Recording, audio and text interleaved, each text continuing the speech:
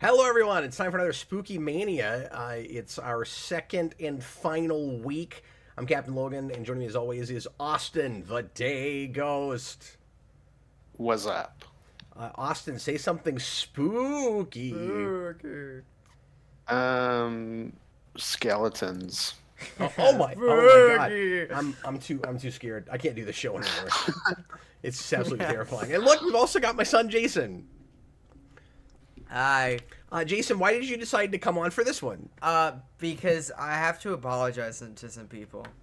Oh, you just wanted to. Oh. You just wanted to Yeah. make an apology and leave? Is that your own? It's turning into a YouTuber apology. Well, we should have titled this differently. More people might have who shown I haven't up. apologized to are haunting me, so I gotta apologize to some of those people.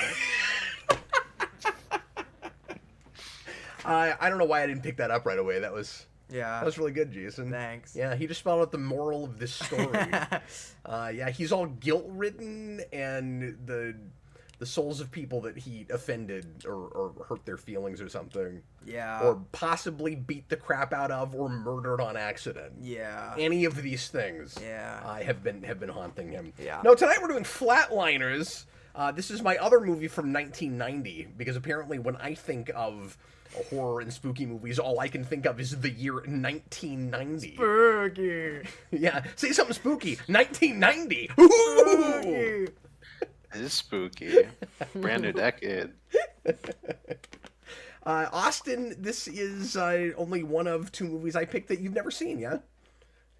Yeah, with The Cell, like I knew a little bit about it, but this I don't know anything about, other Nice. than Oh. just Kiefer Sutherland is in it. We just spoiled a shocking amount then. Yeah. Yeah. Anyway. That's okay. Was like, shh. Yeah, that's good. I was watching it, and I could tell you had such a neutral expression. It was like, he has no idea what I'm talking about.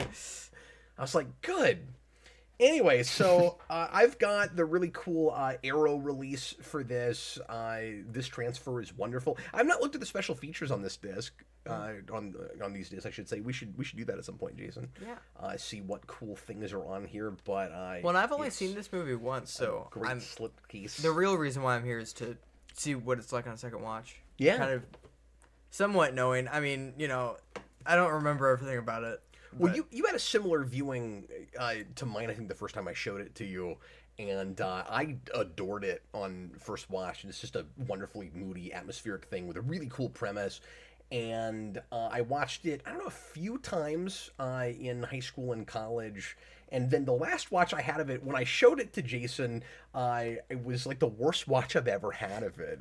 And it pained me a little bit, but I still have a massive soft spot for this movie. And I don't want to, like, horribly undersell it. I still like this movie. I think it's got third act issues, but we'll watch it. We'll see how Austin feels about it. But it will not be the experience we had with The Cell. I can almost guarantee you that. I was gonna say movies you love from 1989 to 90 having third act issues. No. Spooky. It's third act problems. Ooh. Oh. Ooh. Get some rewrites. So I haven't watched this since I showed it to Jason. I've seen this a few times. I don't know it like the back of my hand or anything. So still kind of blind watch territory. Although I know it a lot better than The Cell. So anyway, I'm not gonna have a whole lot of interesting behind the scenes factoids and tidbits and things. I've not done research and due diligence on this movie. It's just a movie I casually enjoy. And if anybody knows interesting things about this that I don't, leave it in the comments while we're watching. And we're mostly just going to watch the movie and riff a bit like we usually do on the show. It's a watch party. It's a blind commentary. Thanks for being here if you're watching live. Thanks for watching after the fact if you're doing that as well. And we're going to go ahead and watch the movie. Is there anything else you want to mention about it, Jason? Before we get started? No. I remember liking it. Do you remember this cast? Yeah. Did I show you this before or after I showed you some 24? You showed me it after. Okay. So you're already kind of familiar with Kiefer Sutherland. Yeah. And I'm sure you've seen him in 2 or 3 other things. I have. What's that Western from the 80s that he's in? That's a good movie. Well, it's not a Western. You're thinking of Three Musketeers. No. Isn't he in that? He is in that. Okay, I thought that's. But what there's he was also another movie that's a western that I can't think of. the Oh, I'm name not of. sure right off. It's what from that the is. late '80s Okay. that he's in. Yeah, I don't Yeah, know. I'm not sure offhand. He's in Dark City. I've shown you that. I don't know if you remember that movie. I don't but remember that movie. He's super in that. well, Okay, I but- should show you that again. That would not be a bad pick for this show. Yeah. I might pick that next year. That's spooky enough. Yeah. Automat. Andy's Spooky. Canadian. Ooh. Sorry, sorry, what, Austin? I said, and Kiefer Sutherland is Canadian. Well, but we won't hold that against him. Exactly. Right? We don't hold it against you. No, that's not fair. We totally do. All right, let's go ahead and watch this movie. Here we go. Austin, are you excited to watch people try to kill themselves? I think it was Young Guns. I didn't think even that's know we what were I going was to see thinking that. Young Guns. I've never seen. Yeah. You don't even know the basic premise of Flatliners? I only know that Donald Sutherland, or not Donald, Kiefer Sutherland. I can't even get the right Sutherland now. That Kiefer Sutherland is in it. Oh, there's a good Donald I thought it had Sutherland. something to do with vampires, but now I'm thinking it probably doesn't. No, that's Lost Boys. That's the other Kiefer Sutherland. No, I know Lost Boys. There must be something Joel else that Schumacher I'm movie. thinking of. That's like a vampire thing. Maybe so. Yeah, crazy. Well, this will be fun. Yeah. Austin doesn't know the premise. I could be wrong about this. I thought there was a Simpsons episode that made fun of Flatliners, but If it did, it was over your head. Yeah, it might have been in a treehouse, but I don't know if I don't know if there was one, yeah, I'm not sure. or if there was, maybe it was past when we cared, because like they will, or when you cared, because they will sometimes go back to like ancient movies with I think they did Ancient Jaws this movies. year, which I guess makes sense because it's the 50th anniversary. But it is still crazy that they only just got to Jaws. It's like how I was annoyed at how it should have ended for not getting to Batman '89 until The Flash. Like, I interviewed those guys at one point early in my career, and I was like, when are you guys going to do Batman '89? And they're like, oh, yeah, we never really thought about that. I don't know. We don't really want to do that. That reminds me, They though. finally broke down and did it a decade later. Robert texted me today. I guess that new It TV show started last night, and he watched the first episode, and he texted me, and he was like, you know what really pisses me off about this show? There's a character that holds up a Flash comic that's the original Jay Garrick and Barry Allen, like the Two Worlds story. Yeah. And he goes, and instantly this has more love for the Flash than that movie did. That's awesome. Yeah, I forgot that was coming out, and then I was at the mall the other day, and there were 2 or 3 stores that were just covered with merchandise for that show.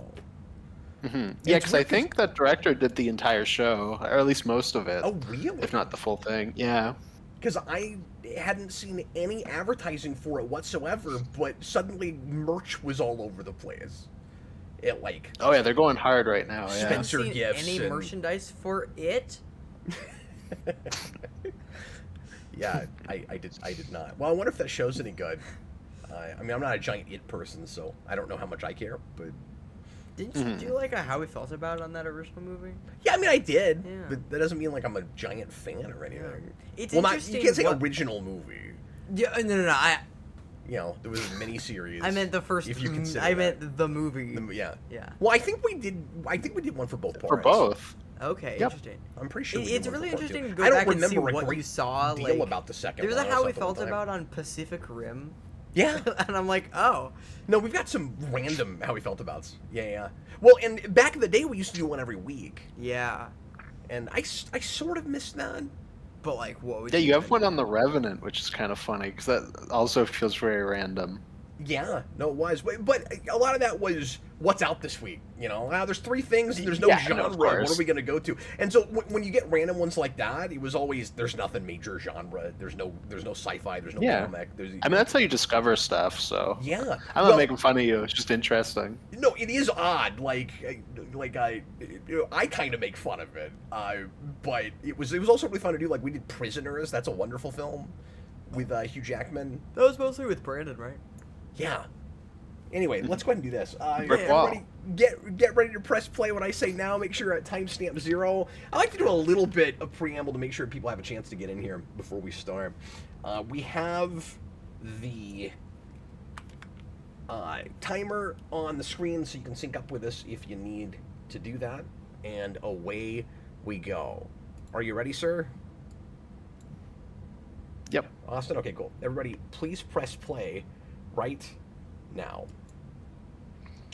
I got to say, this happened earlier, but he's still here. Somebody said that a movie looked grim, and instantly Brandon spawned in.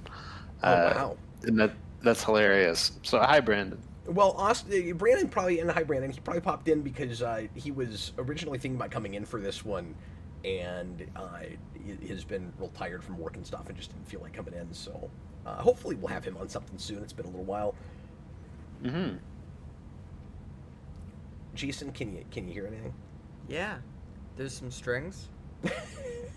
Well, you don't need to tell us exactly what you're hearing. I just want to make sure that it's working. Austin, how much Schumaker have you seen apart from the Batman movies? The Lost Boys. I've seen quite a few times. We're not watching sports. It's so epic, though. Oh. Yeah, Julia Roberts. Yeah. Yeah. Oh no, Julia Roberts. Yeah, Madonna. No. Oh. Well, Austin really doesn't have any idea who's in this movie. That's fantastic. He's like, Kiefer Sutherland, that's all I know. Oliver Platt's pretty No, decent. literally. And Kevin Bacon. I didn't know Kevin Bacon was in this either. Oh, yeah. Yeah, Kevin Bacon and Julia Roberts have a little bit of a thing in that. I Like, can't a little, believe we. I don't think it goes full-on romance, but I think just, like, kind of hints at it. And watch them make out somewhere. I don't even remember some of what happens in this movie.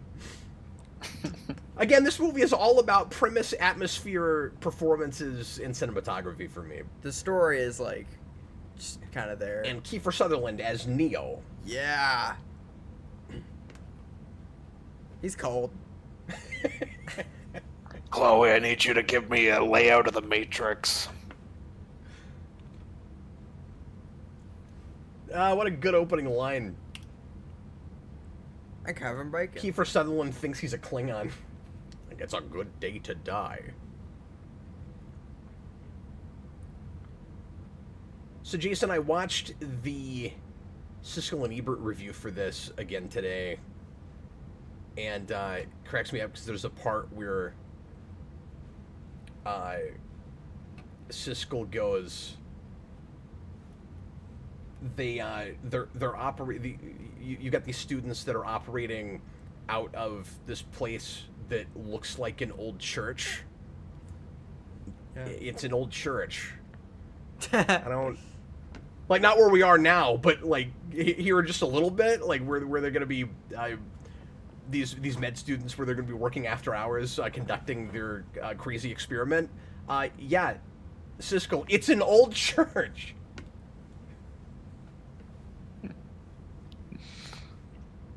Yeah, sometimes they just get hung up on stuff. Meanwhile, at the old church. Meanwhile, back to the credits. Yeah. That was just it was too suspenseful. Austin, you don't want to interrupt the credits. Although I like it when credits do. Well, that I've heard that sometimes. hospitals have like a very strict no credit rule. This is one of those rare movies where all the credits don't happen at the same time. Like there's some space in between. Oh yeah, he's in this movie. Genesis?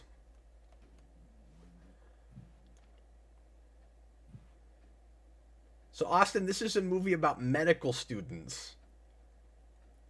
What? They're gonna... Okay. they're gonna try some... Well, now we're gonna go find Vigo, the Carpathians Yeah. painting. Mm-hmm.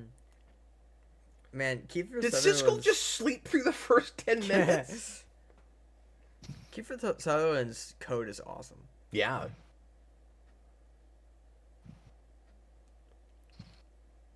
So Schumacher is the antithesis to Zack Snyder, and I know I'm always taking shots at Snyder, but in that he doesn't just actually have coverage, he has a lot of coverage. Yeah.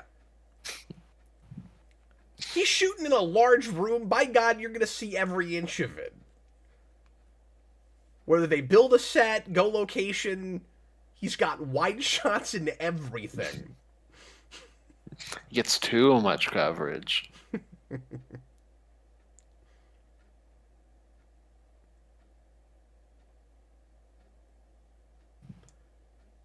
So yeah, I wasn't gonna try to do a great deal of analysis and behind the scenes talk with this anyway, especially because it's been a while. But I'm really not, knowing that Austin doesn't even know what's in this movie at all. I'm gonna make sure not to spoil anything, other than what we said at the start. That went totally over his head, and he doesn't even remember what we said. Yeah. So that's good. Yeah, so if you analyze stuff, it's just going to go over my head anyways, so it's all good. Well, that's true too. But I don't even want to tell you the basic premise right now because you don't even know what the movie's about.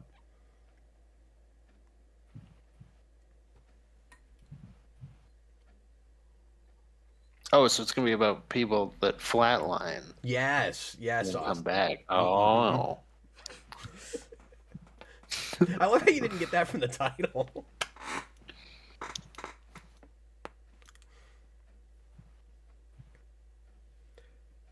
This is one of the many horror movies, if you can consider it a horror movie, that Smallville just completely ripped off and did an episode of or with. So they do an episode where Lana is addicted to killing herself and bringing herself back. What? Why? And they lit it like this, like it was just a complete and utter ripoff. We're against Smallville. I know they did a God, Saw it's episode Smallville. like that too. And you could say homage, I guess, but it watches like they just can't think of their own concepts. Or, at least like take the basic idea and make it your own. But no, they gotta just straight up do these movies. Well, yeah, they're like, we'll just do them bad. That's how they put it into their own voice. Nicholas Bodo, do you think the stylistic choices in Flatliners contributed to him directing Batman Forever? I think more just his overall career up to that point. I do think that Schumacher's strengths as a director were how he got the job, and then he ended up not really doing a lot of what he probably thought he was hired to do. Because you look at this and Lost Boys and some other movies that he did before then, and you go, oh yeah, this guy would be right for a dark and moody gothic Batman movie. That's not really what they let him make. No, and he's also like a very workman director where he can like adapt and change to whatever the project is. Yeah, that's true, but I would argue that up to that point, he looked more like he had an overall style than he does when you get later in his career, and he's done a lot more different kinds of things. Mm-hmm. Because that's still relatively early in his career. I mean, he's been around about a decade at that point. So, both Kiefer Sutherland and Oliver Platt will be in Three Musketeers. Oh, that's right. And both Oliver Platt and Kevin Bacon will be in First Class. That's true, too. Mm-hmm. I forgot Oliver Platt was in that. Yeah, he's the guy who takes them to Cerebro. Yeah, no, I forgot all about that. And Xavier wipes his mind. Mm-hmm. I guess I didn't realize that's who that was. So he's got a little cameo in that. Like, he doesn't get to do a lot, but he's there. No, he's like a small supporting role. Is he in more than like 2 scenes though? I think so, yeah. That's why I said that. I thought it was just that scene, and there's like maybe one toward the end or something, but I didn't think he was in very much. I want to say he's like through the second act and then kind of comes back at the end for that bit.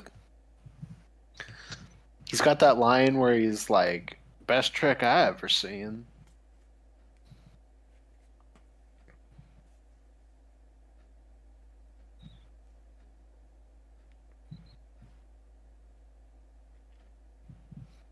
You know, you could just take the stairs.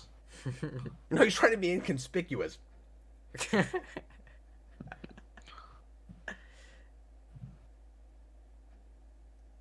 You gotta love the window over the eyeball. Yeah. Spooky.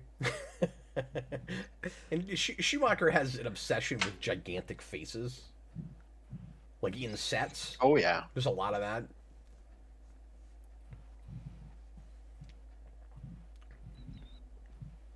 And even in this, he really likes his various colored lighting. Like, this is a obviously much darker looking movie than something like A Batman Begins, but we're still using a lot of color filters and stuff.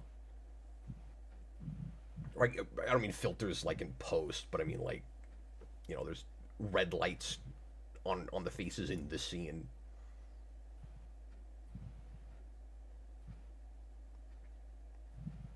What are you doing, Dave?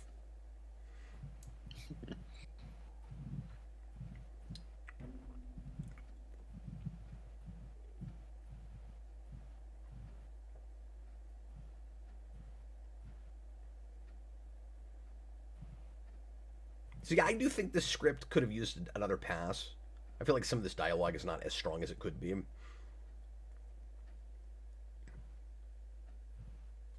Foreshadowing. No.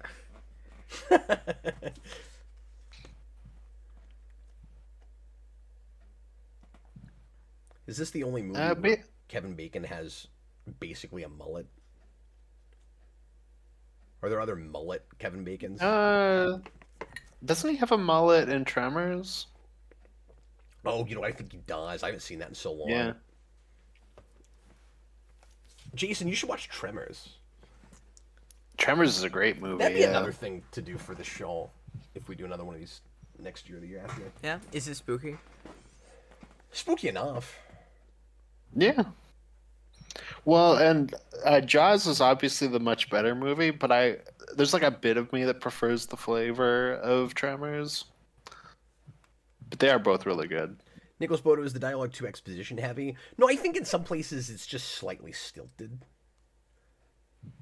Like the way he says, and then you turn your back on a friend. Like a little stilted. It's not terrible.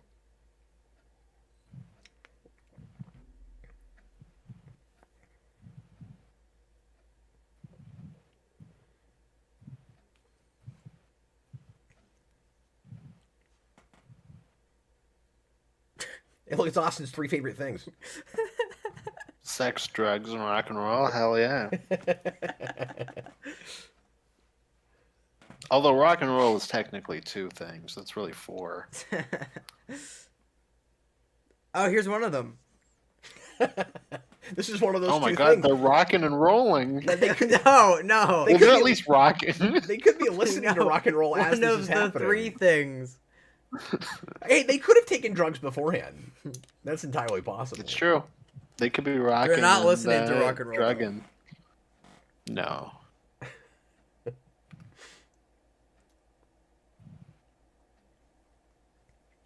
So yeah, this is a movie that I think is maybe like it kind of has cult classic status.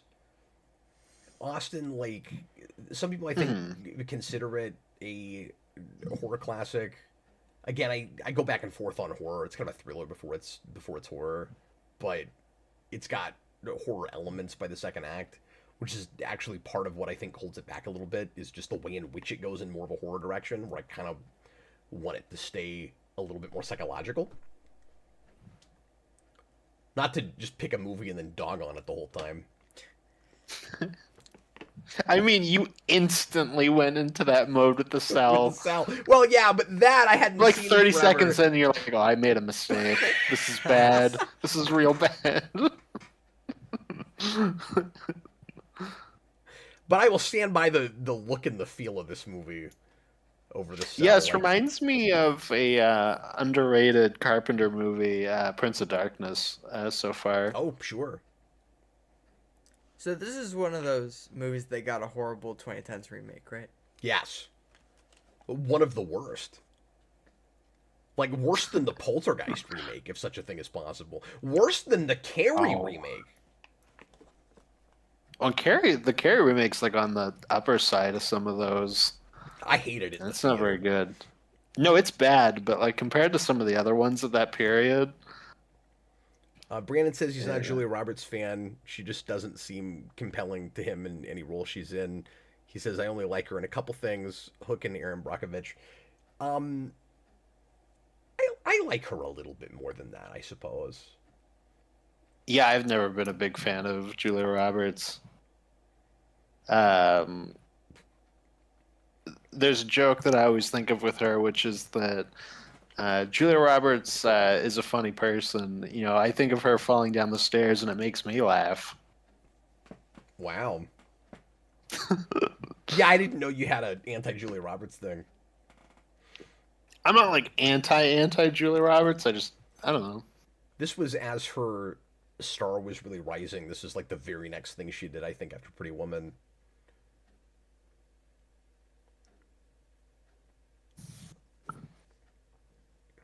Well, that's my mom's favorite movie is Pretty Woman. Is that right? Yeah, I've Yeah, seen that yeah. stuff She always too. tells me that when she was a kid, she used to say that she wanted to be a prostitute because she loved that movie so much, but didn't know what it meant. I was like, That's fantastic." Oh my god, that's hilarious. But no, to Nicholas Bodo's question about exposition, I actually really like the way we're establishing the rules for this,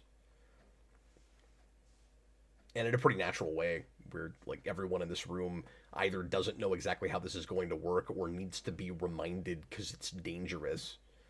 So it makes a lot of sense that you would stop everything right before you try it and went, okay, here's what we're doing. Here's the temperature we can go to. Here's how long we can let a person stay under, we think.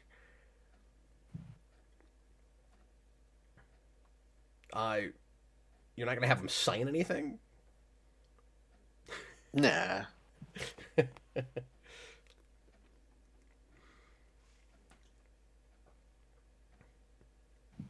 But I always thought this was a really cool premise because, of course, if it works and they can remember anything about it, this is one of the last great frontiers.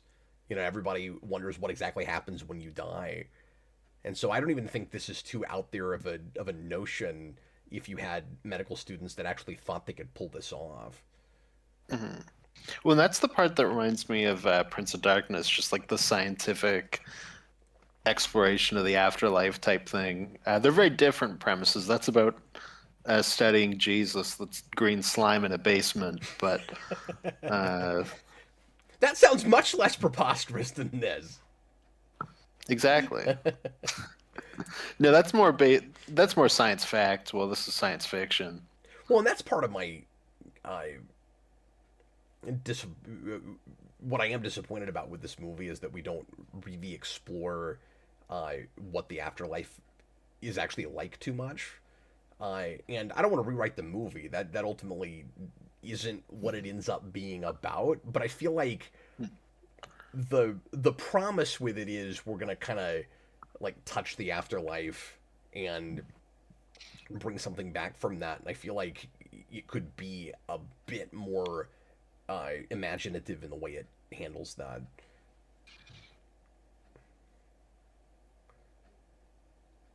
And if you're not going to go all the way to, we're going to get a real glimpse of the celestial, uh, keep it more ambiguous because through a lot of the movie, what seems to be supernatural, it feels like it's being ambiguous about. So it may be supernatural or it may be everyone is hallucinating in the same way because of some kind of side effect that happens when you flatline. And then if memory serves, and we'll look for it when we get there because it's been a while, but I think it it kind of makes it really clear that it has to be supernatural by the end, and that kind of undercuts it for me a little bit.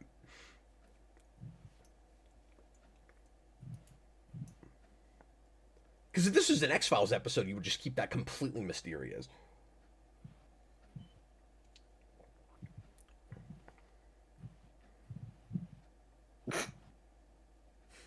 And I like the idea in keeping it ambiguous of saying here's a possible explanation, or there is maybe a scientific explanation for things like not just the white light you see when you die, that kind of thing.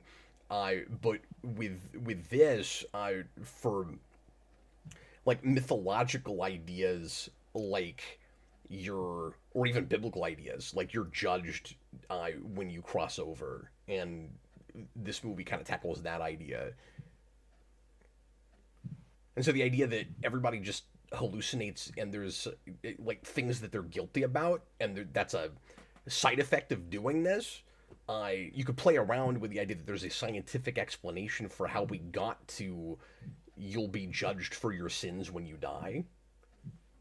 And so in that way, I almost don't want it to tell us if it's supernatural or not.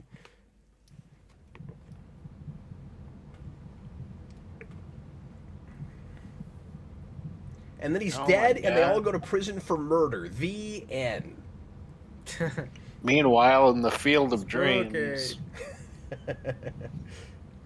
Yes, this is what Field of Dreams would look like if Joel Schumaker directed it.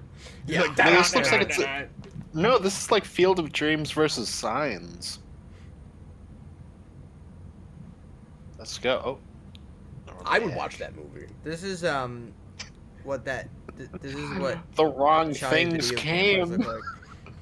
Yeah.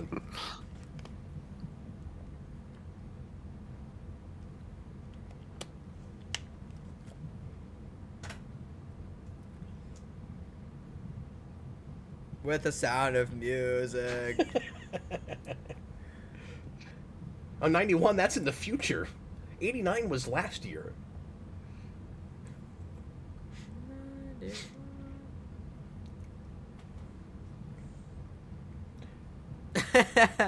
I'm not sure what the point of the grainy black and white is here.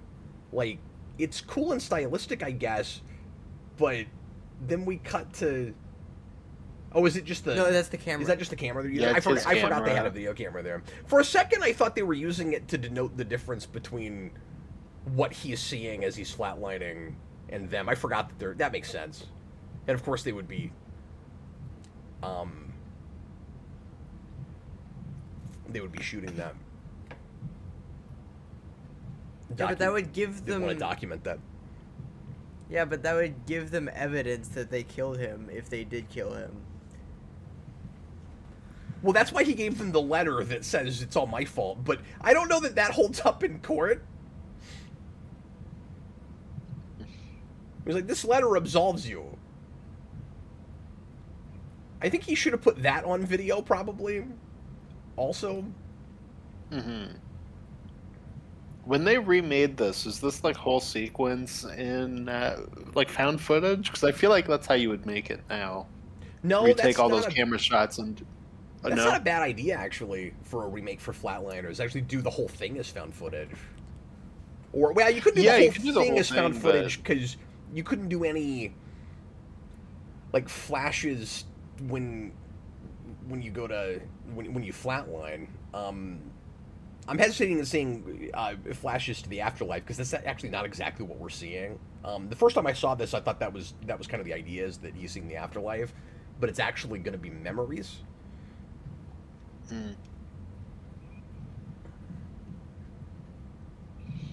I have excised that entire memory from my brain, or that entire movie from my brain, Austin. All you remember is that Kiefer Sutherland is in it. And that he plays a completely different character, and somehow it's still supposed to be a sequel to this.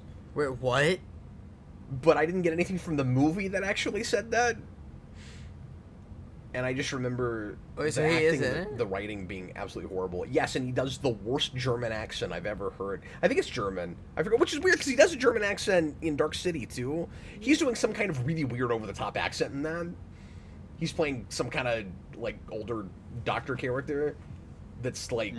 I think the idea is that he's done this before, but it's not supposed to be this character because he's got an accent. Well, he went to German land after this movie. Oh. That's my favorite country.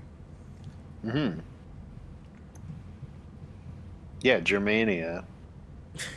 Brandon says, "I like Brandon. Why don't you just come over?" I like how the depiction of what he is going through went really dark.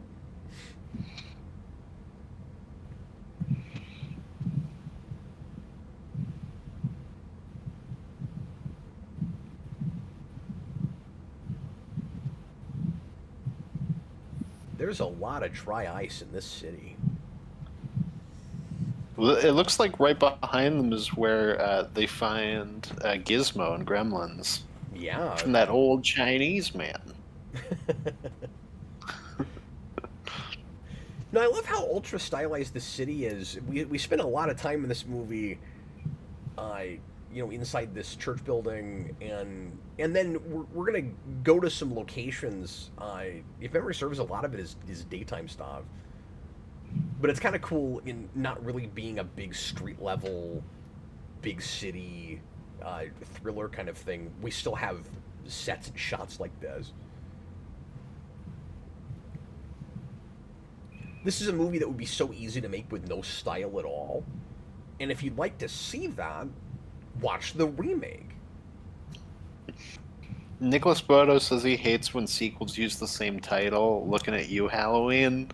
The worst is Scream 5 because it's 1, 2, 3, 4, Scream again, and then 6, 7.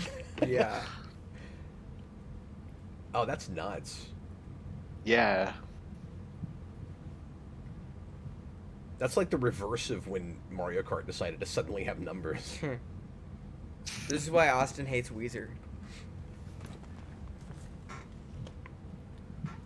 Damn Has straight. Austin ever heard Weezer?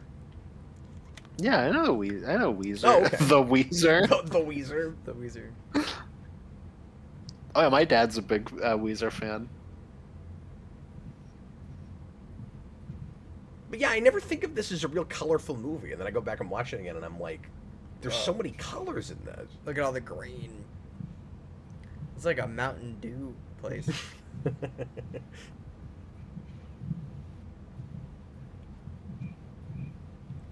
Nicholas Bodo, is it made clear what city this movie takes place in? I don't remember.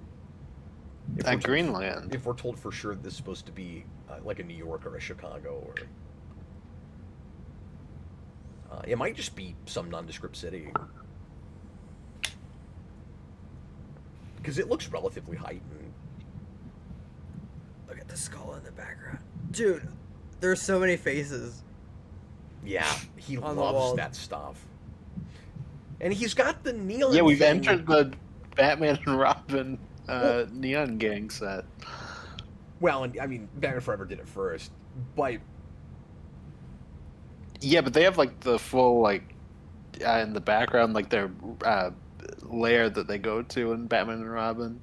I don't think they do anything like that in Forever, but I can't remember. well, yeah, and this is more like Batman Forever because it's in an alleyway and it's got all the neon and the graffiti. But this one has a dog, so makes it better. Well, I was thinking specifically the one in Batman and Robin when Bane beats them up, and then they take that building as their own. Yeah, I always just saw that as doing the Batman Forever thing again.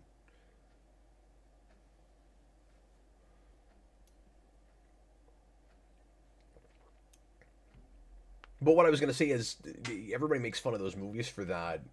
But I don't think anybody looks at Flatliners as like, oh my god, the neon. Like, it's just part of the style of it. Well, if it's going to be used sparingly like that too, then like that would make more sense. Those movies are like aggressively neon. Yeah, I mean, it's in too much of it, and that city is so over the top, just in its design, because there's a lot of neon in the signs in the buildings and the back off shots, and of course you don't have that with this. Yeah, and like the giant statues.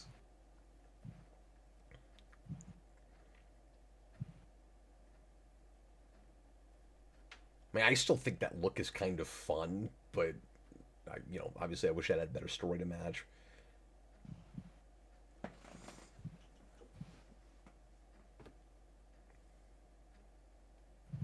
But it is probably too much.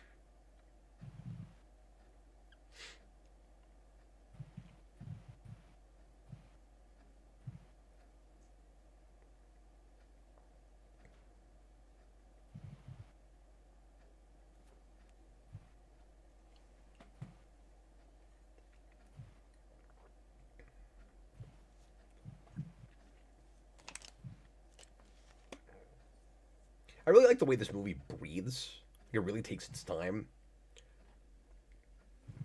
Like, we're half an hour in, and I never found any of this boring. Again, partly just because it's an intriguing concept, uh, and because there's kind of a slow burn to get us to what the consequences will be of their having done this. Mm-hmm.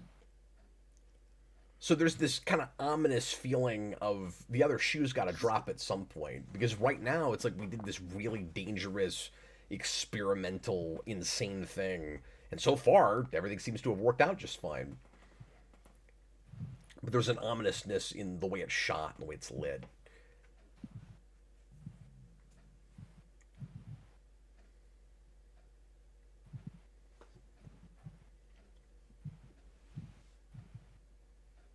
Yeah, but you couldn't get married last summer because someone knows what you did last summer. Oh no.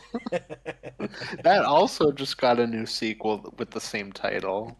Of course it did.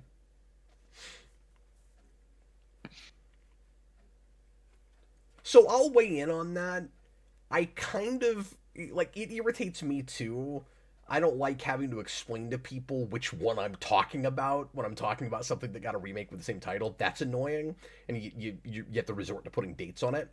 Uh, and of course we do this with like Batman '89 and things like that all the time. But that's because like there have been more of them, and so retroactively you do that just to make it clear what you're talking And about. like that's based on a character, Yeah, or like the name is like a character, so it's like but my feeling on it is I don't like it at all, but it's more okay when it's a remake than when it's in the same continuity. Oh yeah, no, it's when it's a sequel. That's when it's like, That what are drives we me doing? nuts. Though that one specifically, because people really hated it, and it was a big shock to me learning that people liked the original. No, Nicholas Photo, I've never seen an 8mm. I should try that at some point. I've never gone through Schumacher's filmography, and I'd like to do that. Yeah, people were talking to me in the chat last night about 8mm and saying it's really good.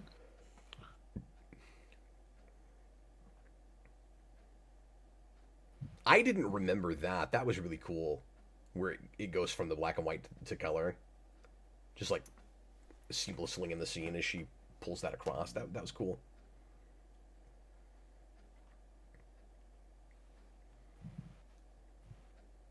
Sutherland had that same Jack Bauer intensity going all the way back. But now he's got Harry Potter glasses. I am the boy that was brought back. Yeah, and Kiefer Sutherland as 25-year-old Harry Potter. That's great impossible casting. He should play Harry Potter in that new HBO Max show. He should play like a 60-year-old Harry Potter. No, he should still be playing like a 10-year-old. Yeah, he just is the age that he is, but Yeah, they just never comment on it. he's like, I don't know about this casting. It seems off. It'll be a stylistic choice. It'll be like that Robbie Williams movie where he's played by a monkey, where they're like, "Oh, you really get into the character more because you feel more bad for a monkey doing all this stuff than a guy." So it'll be like that, where it's like, "Oh, you really feel for Harry Potter when he looks like a 60-year-old man." So, Jason, do you think by this point in the movie, I don't mean to move away from 60-year-old Harry Potter, but there's a part of me that wants to see the inevitable universe where that happened. Jason, do you think by this point in the movie, a first-time viewer is beginning to put together at all what we're seeing in the afterlife? yeah. Or do you think it still just looks like weird surreal imagery? I think at the very least you can start to glean things about characters' personalities. Yeah. At least that second one, because I don't think it's going to be surprising to anyone if that is about like that guy just sleeping with and discarding a lot of women, which I think is what that is.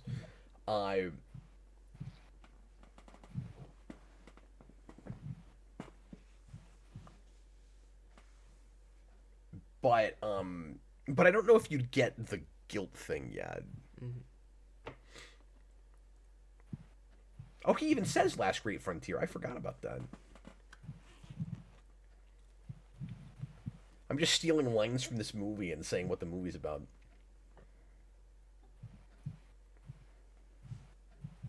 And then we're selling it. We're selling it. Upstage him. I didn't remember that he was kind of the comic relief character. The waitress in the school gym looks like Murder, She Wrote. No, she doesn't. A little. She's an older lady with gray hair. That's where the similarities end. They got like the same hairstyle. They both probably solve murders.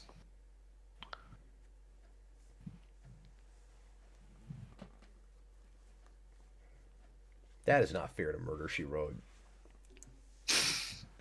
I can't think of people's names right now, I'm so sure we're just going to that keep this is pretending like the lovely. name of that character is Murder, She Wrote. It's my favorite character. Oh, I do that. I do that all the time. That's one of my favorite jokes. Like, I could have told you who it was up until you said that. Now in my head, it's just that character's name is Murder, She Wrote. Like, I love the scene where Die Hard steps on all the glass. It's and, Jessica like, something. Chastain. No, but her first name is Jessica. That's coming back to me. Have you ever seen an episode of Murder, She Wrote? Yeah. Oh, you have?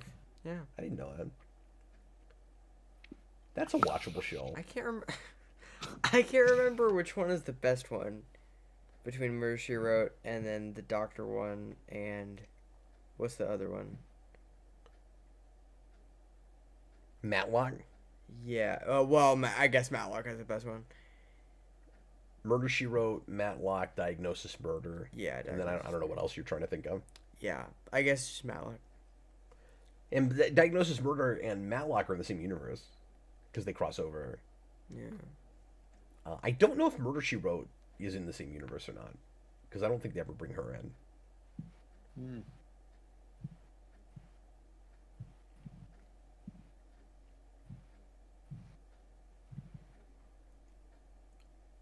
So, in their review, Austin Siskel complains that Julia Roberts is photographed to look too beautiful for this movie. That like we're making too big of a deal out of like how pretty she is, and Ebert was like, What? That's ridiculous. Like you put a camera on a person that's attractive and they're going to be attractive, and I'm going back and looking at this again.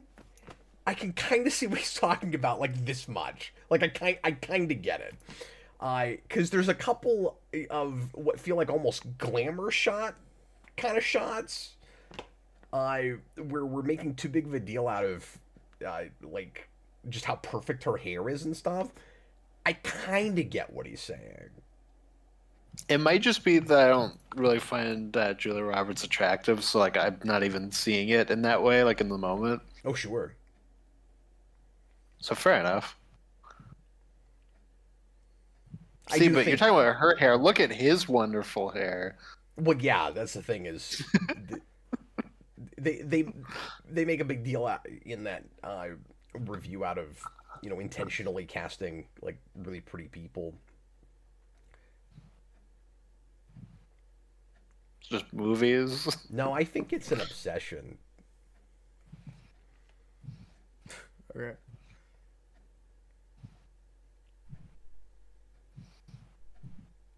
Yeah, now there's a lot of purple in the background. I mean, just I love purple. we're using the whole color spectrum.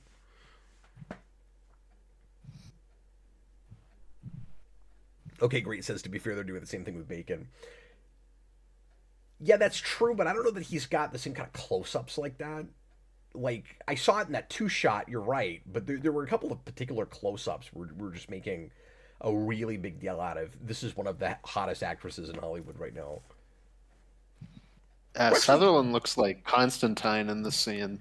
Yeah. And he probably does throughout, but like it like just kind of hit me right now. He wouldn't have been bad casting if he could fake a good English accent.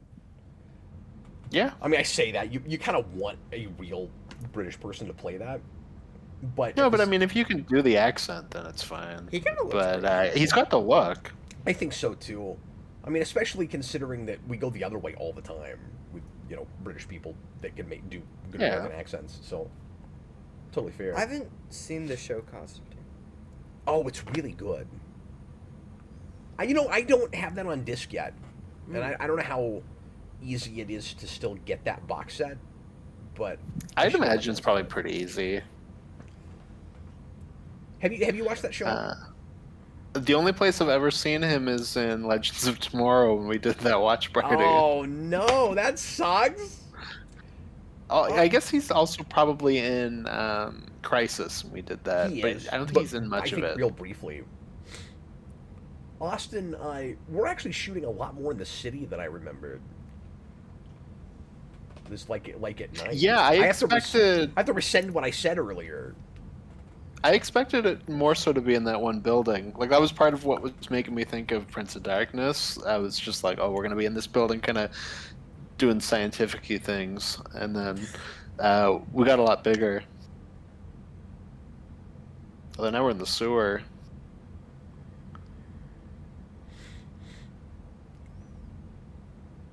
Yeah, well, that's because everyone that goes under will then be kind of haunted by something. And honestly, I don't know how exactly Now there's blue. you like what exact story you'd tell Austin in making this more of, I don't want to say a one-room drama, but like more of a real science focused, you like get in the weeds with it kind of movie, because all those details are cool and interesting, but at the end of the day, at some point you got to get, it would get kind of boring watching people get put under over and over and over again. Yeah, it depends like how you handle it, I guess. But it's just you're making a different movie at that point. Yeah, like because I was trying to think if there was a TV show premise in this. It's like every week you put somebody under and then you see what happens. I don't think it works as well as like a Quantum Leap or a Stargate or something, where like you're. No, it's probably more of like your like X-File episode, like you were saying. Yeah. Like as an anthology premise, I don't really know that you could get a lot of mileage out of that device. Well, I want to see like a Highway to Heaven or Incredible Hulk, where Kiefer Sutherland just goes around like killing and bringing somebody back every episode.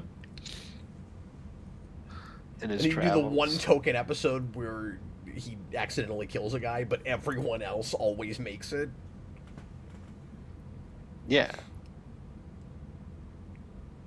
Well, and I actually kind of had the theory that one of the reasons that this wasn't a bigger, this isn't thought of as a bigger classic, because it performed decently well at the box office against its budget, but besides what I said earlier about how I think it could be a stronger script and it could have a more punchier third act. I mean, maybe one of the reasons it's not remembered as well is because a lot of these horror and thriller things have kind of like that big iconic visual thing, like that one thing.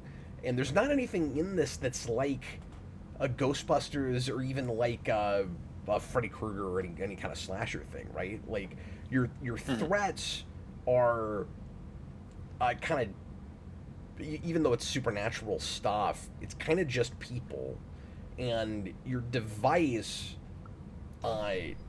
isn't flashy or anything toyetic. Where like it's just a medical machine that puts you under and you flatline.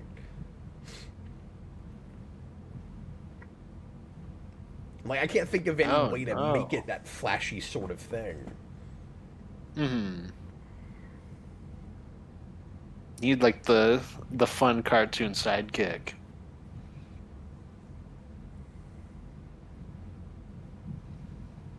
And I guess even some of the iconic thrillers don't necessarily have that thing. But even something like Silence of the Lambs has those couple of really iconic shots, and I don't think this really has that. Even though I really like the Well, it's got cinematography of that. Hopkins. Like Hopkins, like instantly iconic as Hannibal Lecter. Even if it's not like a visual thing, like Yeah. just a performance that's real different. No, absolutely. Brandon says he's outside now. Ah, spooky! Oh no, Brandon, who's that behind you? Oh God. Dun, dun, dun, I don't know if dun, you were saying dun, he is outside or a character in the movie was outside. I'm not really sure. That was a hard cut. Meanwhile, at the opening of the Batman. What the? Like, where are we? Oh no. We're in Well, like a that's weird Lord of the Rings rave. Why were Halloween costumes like this in the 90s? I guess that's the other reason we always watch this at Halloween is there is a Halloween component. I always forget about that. Oh, Brandon's at your house. He says, "Can you let me in? I'm outside." Yes, me. Oh, I wish he had told me he was doing that. We're not set up for that. Oh no, we're not. Okay, go get him. Yeah, I can. Yeah, you know what? I'll get him. Why don't you keep watching this with? Okay. Awesome. We'll be right back.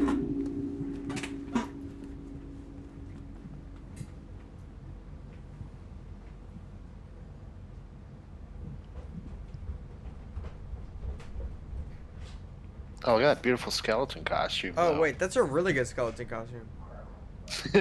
No, I would genuinely. I thought that was a real skeleton Yeah. for a second. It's a really good. Oh man.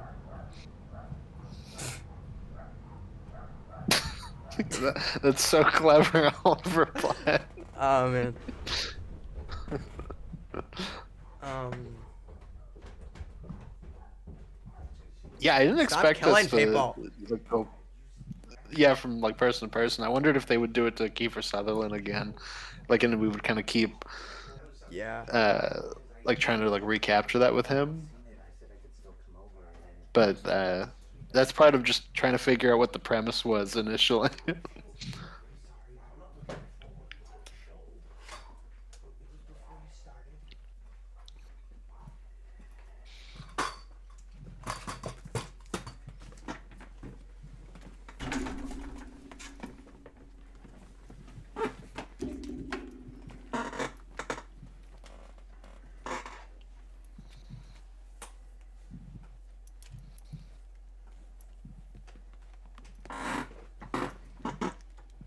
I think this movie can be a little repetitive, just because it's like the same scene. Whoa. Yeah, I can see that. That's fair.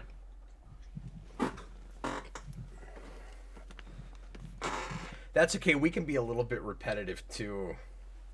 Spooky. We can be a little repetitive too. Hey, look, it's Brandon. It's me. Hey, Brandon. Hello. Hi, Jason. Where'd you come from? Outer space. Oh my God, now Brandon, we really I are was in just Lord of the joking when I Rings. said, "Why aren't you just here?" Like, Well, I messaged you earlier, and I thought you'd seen it, but then I guess you hadn't. And Oh man. no, I was He was watching Too Kid I don't busy know being when you spooked. sent that. I looked at my phone right before we started. I never saw anything from you, but anyway, we have Brandon now. Just in time to see Kevin Right, Bacon Joel. die. Spoiler alert: he's not going to stay dead. I know Well, I know you're going to be shocked by that. spoilers. I know. Kevin Bacon's biggest guilt is apparently that he didn't get to be in Lord of the Rings. These are just the shots from the beginning of Two Towers.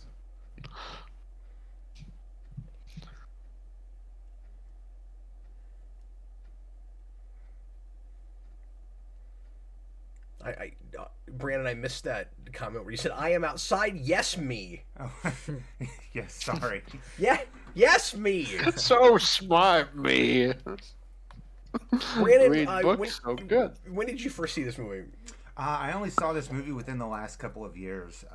for the first time. I got a neighbor who I loves thought you were going to movies say and... days. No, just like probably last year actually.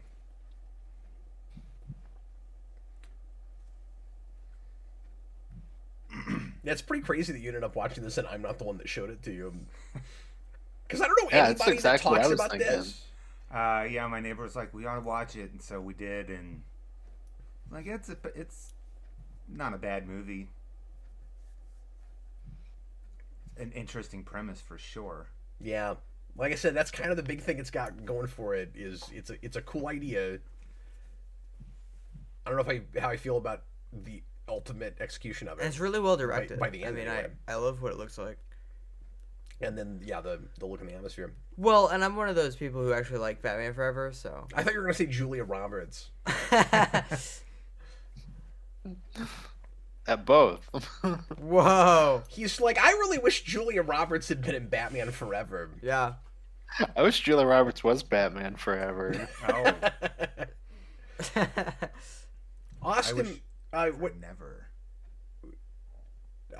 what do you where do you think all this is going, Austin? What do you think is gonna happen? They're gonna kill Oliver Platt. I'm not sure.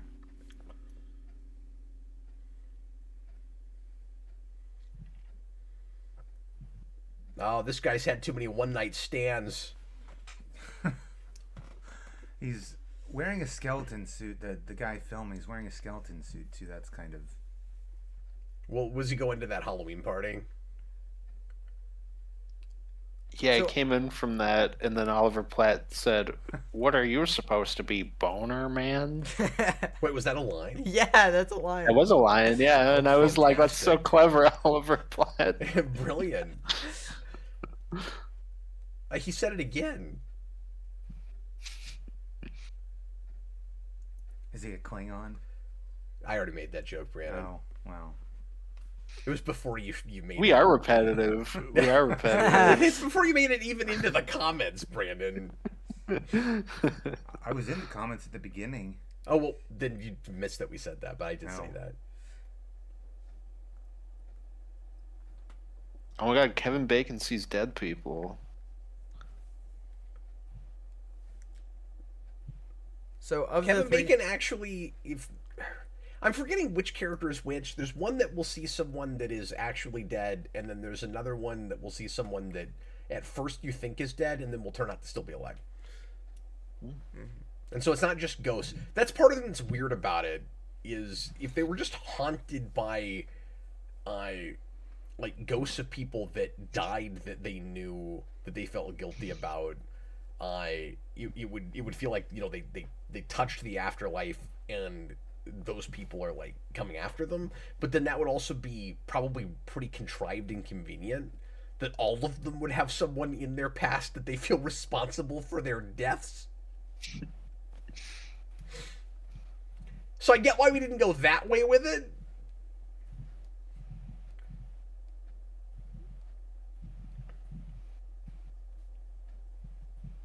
Does he get more bundled up every time he gets brought back to life? Like, they just warm him up with like 50 more layers.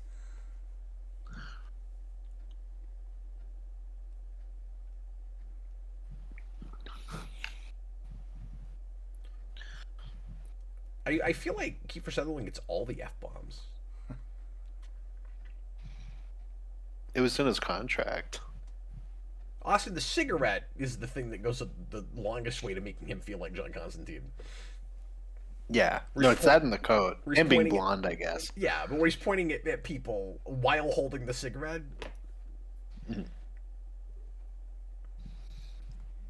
Alright, it's me, John Constantine. Chloe, send me the schematics to hell.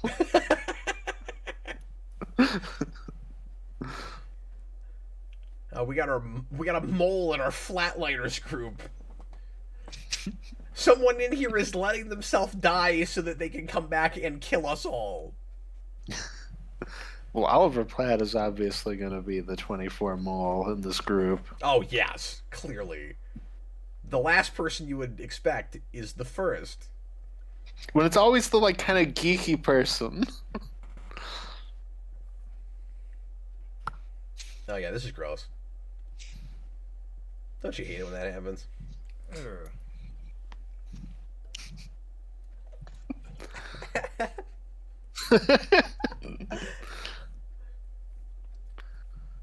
Jason, I want you to write a song where that sound is the opening sound. There will be somebody who recognizes that sound. Wait a minute. That's not Kiefer Sutherland from Flatliners, is it? No, that's oddly the second time I've seen a movie where somebody spits into somebody else's mouth like that this year. Okay, careful. What are Careful with that. What are the odds? Was it also during your Halloween watches? Of It wasn't, but it was a horror movie. It's that Okay. new Coogler movie. I've not seen a lot of horror movies personally. It's a genre I've wanted to get into, but I don't have a lot of people I know that go regularly to horror movies, and I haven't been with Cap to many.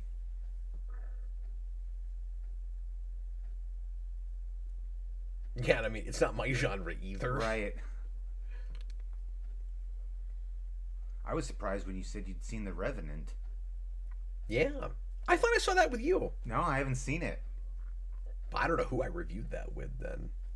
It might have been Eric. I can't remember. But I forget what year that comes out. It's 2015. Yeah, no, so it's before that. Who did I see that with? I wouldn't have reviewed that by myself. I'm gonna figure out real quick who that was. It's me.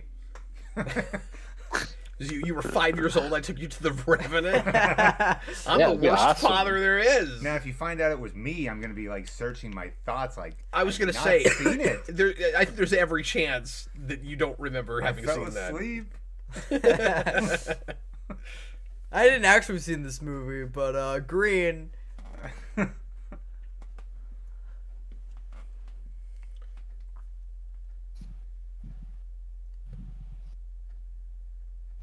Oh no, that was remote with somebody else. That was back when Curious Low was on the channel. I didn't remember that at all. I feel like that's pretty early for that. 2015. Yeah, we hadn't done the 7 yet. But Yeah. all of those folks I had on here and there. Mm-hmm.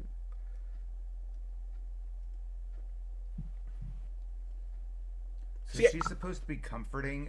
I don't feel it from her. What do you feel? Brandon, just look at me. I'm a movie star. Yes, Okay. that's a lot of what I feel about her, especially when and I know the character she was trying to play in Ocean's 11? And it's like she comes in because she looks like a movie star. She's supposed to be portraying a movie star, and I just felt like it was Julia Roberts being Julia Roberts and being the snottiest, most snooty person on the planet, and it just didn't work. Yeah, it's kind of what I have. I like her sister quite a bit in Scream 4, though. Yeah, I don't know anything about her sister. I've never heard anyone say that about anyone. Like, I was about to say that. or I should say about like a major star that a lot of people like. What do you think of Julia Roberts? I don't like her, but I like her sister. In one specific movie.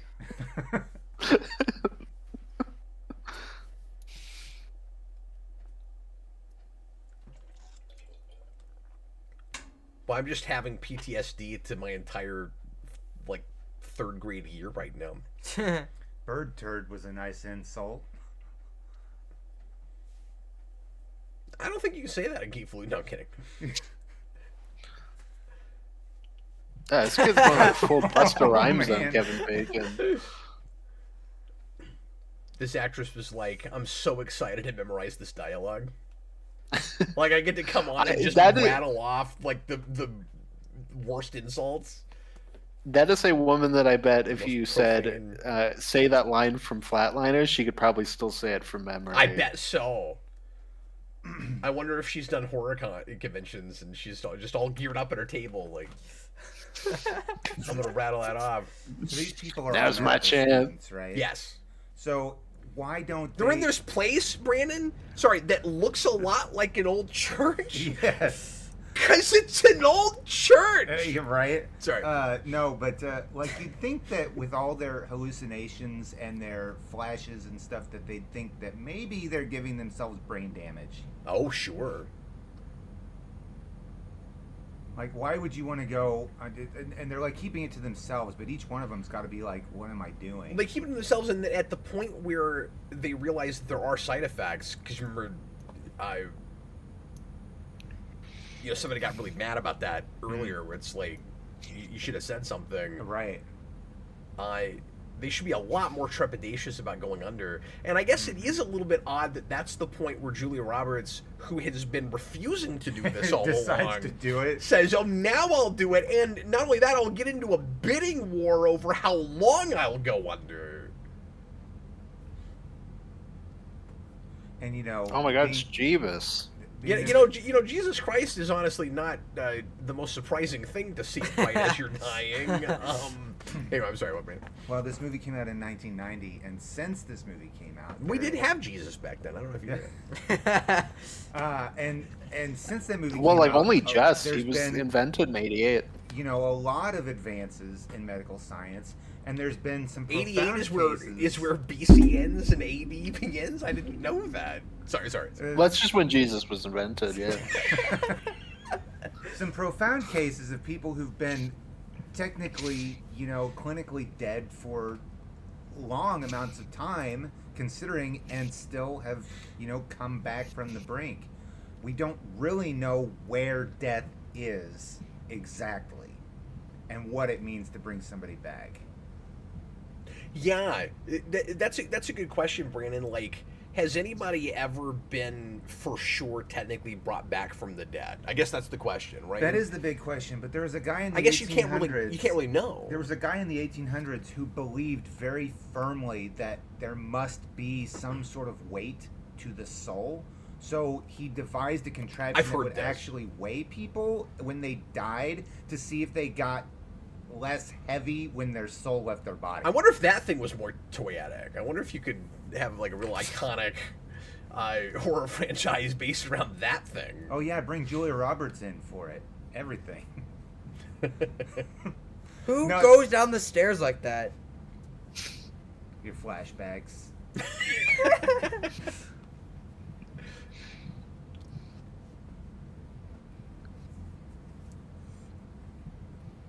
See, I wouldn't have minded if she just stayed dead. Jeez, Brandon. Brandon. Sorry. It's hard. So I was thinking more Joel Schumacher, you pervert, filming her like this. I was gonna say it's hard not to think, which is hilarious because he didn't even swing that way. But It's a great house. I was gonna say, Austin, it's like the whole thing was just a complicated scheme to get her to take her top off. Mm-hmm.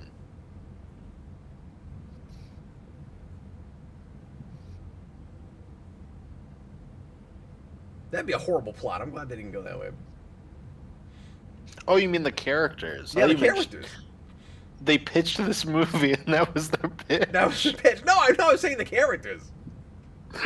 We're gonna hire Julia Roberts for this one. I thought of that as soon as she was laying there like that. I was like, wow, that's a really elaborate way to get a girl to just strip down to a bra. Like, that's a horrible way to do that. You're in deep if that's how far you have to go just for that.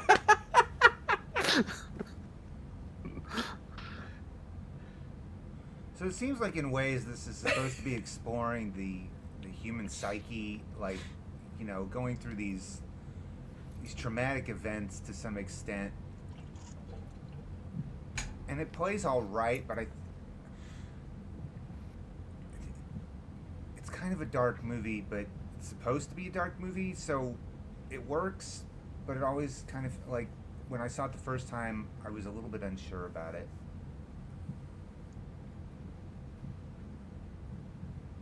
Yeah, my issue with it is the characterizations all end up just being a little thin. Mm.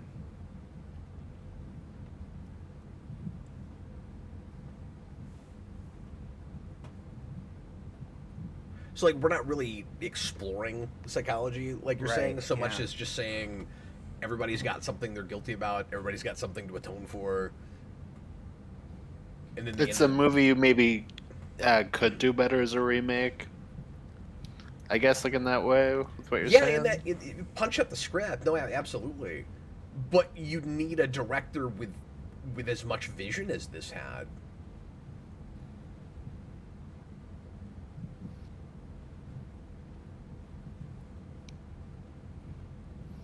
Like that's a bold statement, though, right?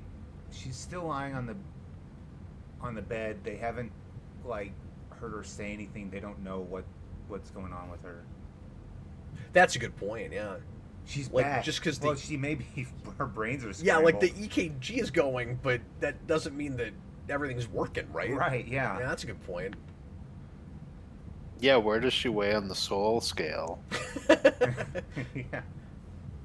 Yeah, and how interesting is that prop? There's another big head, Jason. It's having a big head day. Hmm. You see the big statue head? Yeah. See? Is that supposed to be symbolic? It's symbolic of Their egos, maybe. Big head. Schumacher's obsession with Grecian statues. Ah. Like, Well, okay. so I've got the perfect title for a Flatliner sequel. Okay. If they had actually, like, in the 90s come back and done a sequel to this. The obvious only answer, or only title for that is Flatliners AD. That's what it ought to have been, right? Sure. Yeah.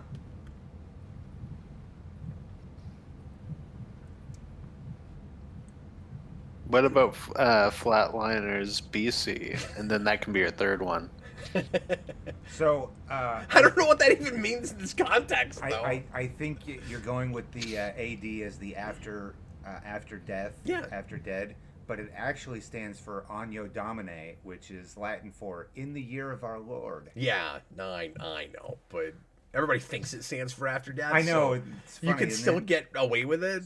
You can still call it that. What if you did it Stop as a elbowing prequel? Jason in the face. No, I spoke up and I thought I hurt his ear. Oh, By elbow him in yelling. the face. I have headphones on. I'm sorry. No, what if you did it as like a prequel? Like it's like a period piece. Like, and Jesus was like, "Yo, I got this cool, groovy new idea, guys. Check this out. I'm gonna kill you and then bring you back." The original crash cart, Jesus Christ. Yeah. The original Flatliners. feel Why like- would Jesus What Christ starts say after no? he comes I back. feel like that was your takeaway from all of that. Yeah. Jesus is turning water into wine and wine into blood. Austin, I feel like that really muddles everything about the point of the resurrection. Well, he does it after he comes back. He comes back. He's like, "Yo, bros, this is like the coolest thing. You guys gotta try this." And then he gets everybody else to try it. Yo, you can meet my dad. Now he got red. Yeah, exactly. Yes, they're gonna watch you, Julia Roberts. Don't you realize that the whole reason they did any of this was just to get you to take your shirt off? They're all Whole gonna reason. watch you, Carrie.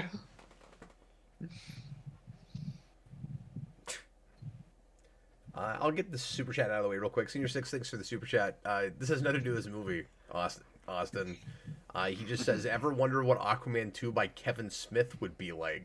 No, I can safely say I've never once pondered that. never had that thought. I've never even thought about what Aquaman 1 would be like by Kevin Smith. Well, given when it comes out, it would be about Aquaman having a heart attack, and then he has to live with what that's like, and then he dies at the end.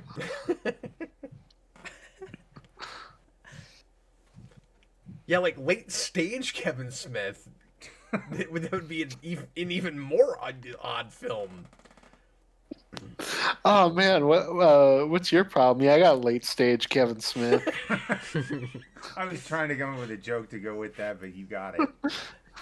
I'm sorry to say it's terminal. I've got Kevin Smith stage 4. Oh, late stage Kevin Smith is 100% terminal.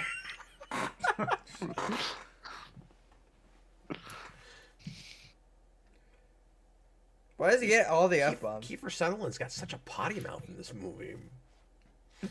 He's got more of a potty He's mouth Constantine. than that girl that dressed him down. So did they remake this, or was it a sequel in 2017? So we talked about that earlier. They claimed it was a sequel, but there's nothing in that movie that would suggest that. That's what you were talking. Okay, I wasn't sure if that's what you were talking about, but yeah.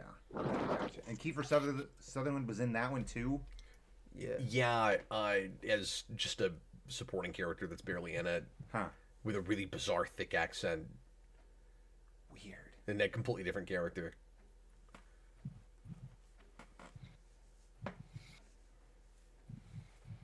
That's what the Evil Dead remake is like, where it's like a remake, but like they also claimed it was a sequel. It was then going to tie in to a new Army of Darkness movie, and then they didn't make that. But I mean, at the end of the day, that continuity doesn't really matter. And that Yeah. movie also didn't suck. So See, now Kevin Bacon is getting rid of these guys so that he can be alone with her. Like, the whole thing was just this gigantic ruse. Oh yeah, I've never heard of a remake that claimed to be a sequel that sucked and didn't make any sense.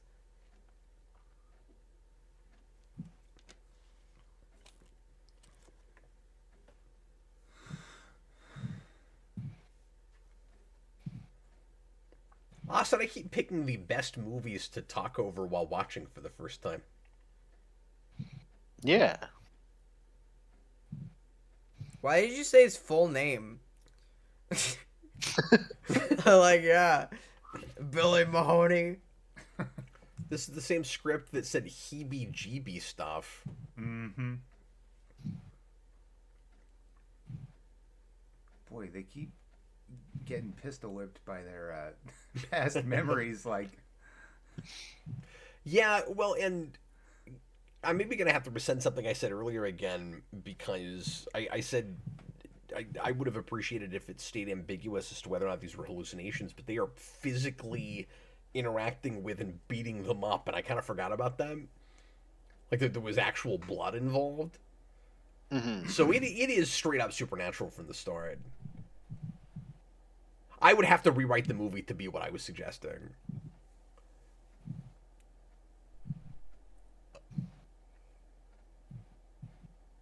I don't know why I forgot about that. Like, you know, I knew they were haunted by stuff, but I didn't remember that they actually took beatings from the things from the past that are haunting them. And again, they're not undead spirits or anything.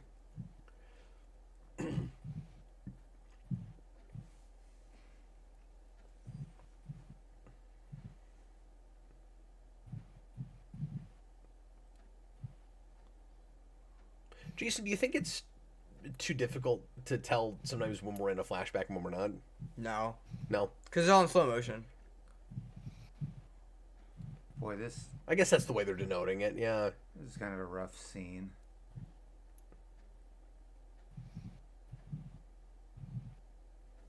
Playground hijinks. Oh man, it's the beginning of Terminator 2. That's great. We're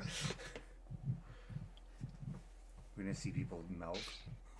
Yeah, Brandon, that was one of the working titles for this movie. Terminator 2? Playground hijinks. I'm Oh. glad they didn't go with that. Okay, playground hijinks. Got it. Yeah, it just doesn't have a ring to it. It sounds more like an album title, really. Mm-hmm. But yeah, some of this stuff feels kind of one note to me, where it's like we're not really exploring, again, Brandon, not just the psychology, but like what these people like actually did in the past beyond just the obvious surface. Oh, right. Yeah. Like, no depth. okay, he slept with a lot of women and didn't call them back. Like, we're not learning very much from these scenes. Mm-hmm. That's definitely the worst thing a Baldwin's ever done. I thought the worst thing was the hypocrisy. Yeah, you're right. No, it is the hypocrisy first. And then it's the sleeping with women, and then the scheming. But yeah, you want to reveal something with these scenes. You want to kind of get into why these characters are the way they are, as opposed to just here's the archetype. Right.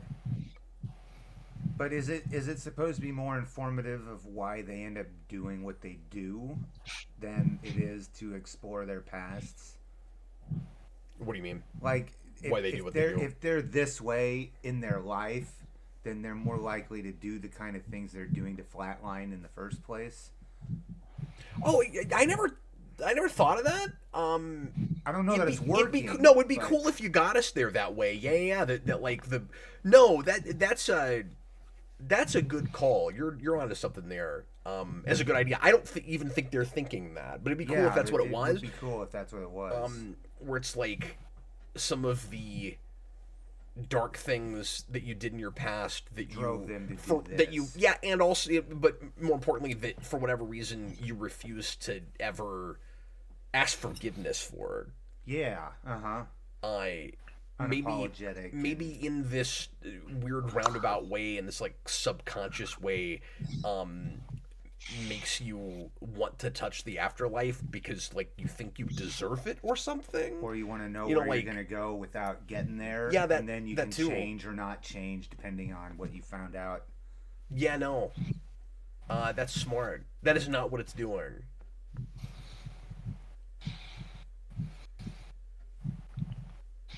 You could do this in the comic structure too, where like each issue is about one of these characters after they flatline, and then we go like fully into their backstory in that issue. Yeah, and I think that would be maybe a better structure. And this is kind of like Thunderbolts. Yeah.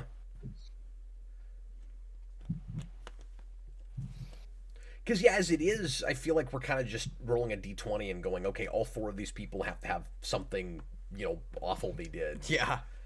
What's it going to be? And then each of them has to come up with some way to atone for it. And so, like, on paper, the outline of that is solid. But I just don't feel like there's enough meat on the bone as far as the actual story goes. I want one of them to be like really mundane, like Kevin Bacon had a fish when he was. Why do you have green pants? Why do you have green pants? I was gonna ask that earlier, actually. Wait. Because he's Aquaman, directed by Kevin Smith. Yeah. By late stage Kevin Smith. It's gangrene pants.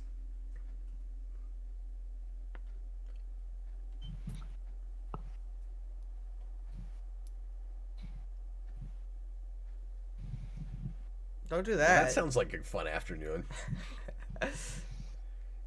Senior Sticks, another $2 super chat. What if Flatliners went the route Too Fast, Too Furious? What would that look like? He just means title wise, I guess. Like what is that? Yeah. Too flat, two liners. Yeah, too flat. Two liners. Too flurious. The problem with your liners are they're too flat. You got really flat liners. And there's two of them. There's two of them, yeah. Nobody wants two flat liners. They don't want two liners, they want one liners. Yeah. And you don't want them to be flat. Two flat, one liner. Because nobody's going to laugh at those. Right. Just like nobody laughs at Julia Roberts. Dude. Now she's Harry Potter. I did That's not true. I did not expect But she's this to Hermione. turn She's got the hair for it. That doesn't look like a real tattoo. Yeah. What do you mean? That's 100% a real tattoo. It looks like I could wash it off right now. Yeah, like most tattoos. Soap.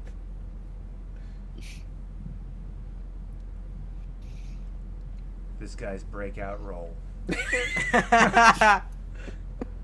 Austin, is this movie spooky? Spooky. It is spooky, scary, and skeletons all at once. Wow. Oh, no. It's skeletons. We've already established how terrified we are of just the basic concept of Just skeletons. the concept, You yeah. mean Boner Man? Well, yeah, like Boner Man. Oh, Because the thing no. about The thing about skeletons, it's like, how do they work? Like, they're just scary. Brandon, skeletons. How do they work? How do they work? It's a mystery. Yeah, I don't know. Great mystery of life right there. Brandon, I'm so glad you showed up, man. Because there's a lot of space to stay things right now. Kevin Bacon. Come from breaking. You mentioned Batman. We're back at the Field of Dreams house. You mentioned Batman earlier. They're gonna go fight the Signs aliens. I feel like several of these locations are very like Let's pick that next time. Don't. Gotham City-esque. You don't have to. No. But I feel like some of these locations, like the church earlier and that hospital thing, they're very Gotham City-esque to me. well, yeah, Well, Schumacher. And then this is Mon Pa's house. Because I hear what you're saying, but it's not Burton's Gotham City. It's much more of like a more modern, like 80s looking heightened city. This actress does a really good job. I like her in this. I wonder what else she's been in. Two Flatliners. Now, Austin, I will say, I'm sorry, I've lost my train of thought. I was going to respond to something you said earlier. What was it? I'll think of it.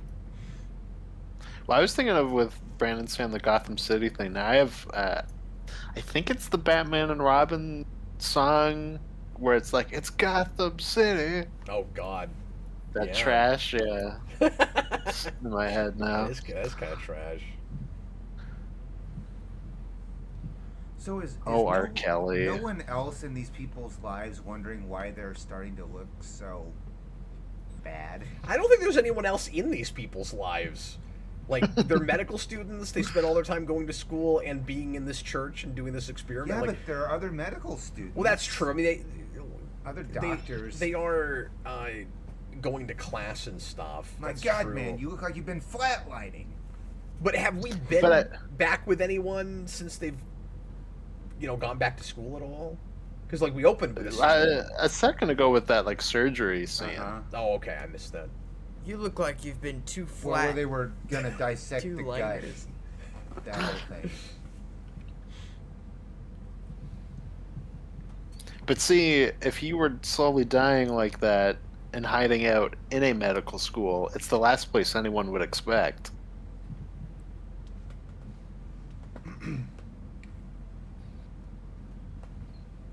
Dana Verso, God, that's that song sung by R. Kelly. No, it's literally the worst thing that R. Kelly ever did. That song. And the hypocrisy. Like he believed he could fly, man. Yeah, he believed a lot of crazy He ideas. believed he could touch the sky. And it's Gotham City. I can't tell if movies that use a greenhouse are using the same greenhouse that they have on like a set, or if they're just finding greenhouses to use or building. And this is very reminiscent of the greenhouse to me in Minority Report. I hope just every studio on their backlot has like one greenhouse. Greenhouse. Used for every movie that's Like, made yeah, by that it doesn't studio. really come up often, but like, But we have to when you need hire it. people to maintain it all the time, keep all the flowers Yeah. alive. Well, heck, Yeah. heck, they could use the flowers from the greenhouse in their productions and save money. That's true So too. now I'm just imagining there's one greenhouse everybody uses, and they've got the one in Batman Returns where Michelle Pfeiffer crashes through and then she screams and then all the glass breaks, and it's like it's the one greenhouse everyone uses. They have to replace all that glass so the next movie can use it. Well, I was thinking of the second Harry Potter where there's like the plants that scream too. There's Yeah. that greenhouse. You got the freaking windows down. What is he gonna? He's in the house. Maybe it is a brain damage thing. Yeah. Kiefer Sutherland locked himself in his own car. You just get more and more paranoid, and you forget how to do like basic life things all at the same time. Yeah. Kevin Bacon, help! I'm locked in my car. Bacon.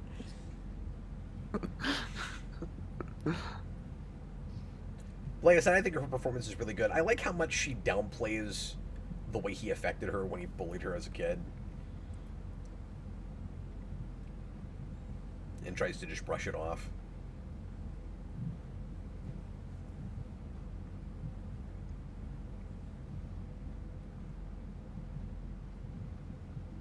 That was always the like dramatic scene, the non-horror scene that stuck with me the most after I saw this the first time. There was some really strong acting. He's still doing it. Dude, he's in the car and he's... David! Kevin Bacon, help! See, you know it's supernatural because every time this kid shows up, the light changes. Yeah. Well, yeah, now it's just My Bloody Valentine. He brings a blue light with him. But it's like so blue. Almost like a black light. This kid is legit creepy. Like, I don't know where they found him, but he's got the right face for this. He's just... I think studios just have like a kid factory. Do they keep it next to the greenhouse? Yeah.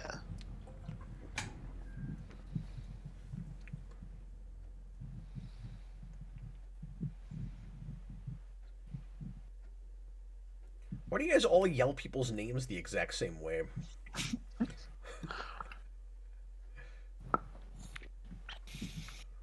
See, now there's nobody there. So, is it supernatural?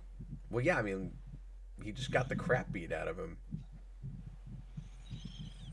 It's it also could the be a worst Tyler situation Durden you thing could where be he's just in. beating the crap out of himself. Yeah, it's true. I mean, we never photograph it that way. I feel like, and again, we're talking over this, if memory serves, there are places where it just can't possibly be that, I think. Yeah. Where, like, they couldn't really do the thing to themselves. They're playing it readily. kind of like Gotcha. Nightmare on Elm Street-y, where it's like you see it, but like other people aren't, and they're like with that one specifically, they kind of went into like a type thing. Yeah, where the thing is like not exactly corporeal. It's like only corporeal to the character that it's after, and so like it can do physical things to you. Like maybe it doesn't even physically have the weapon that it's attacking you with, but it can somehow cause the exact same, like inflict the same injuries. I don't know. It is really ambiguous in that way as to like what exactly you're looking at. Hey, you're the one that decided to do it finally. You're the one that was bidding for how long you were gonna stay under. But yeah, I mean, to be fair, he did withhold information. I couldn't remember if she knew about any of it yet.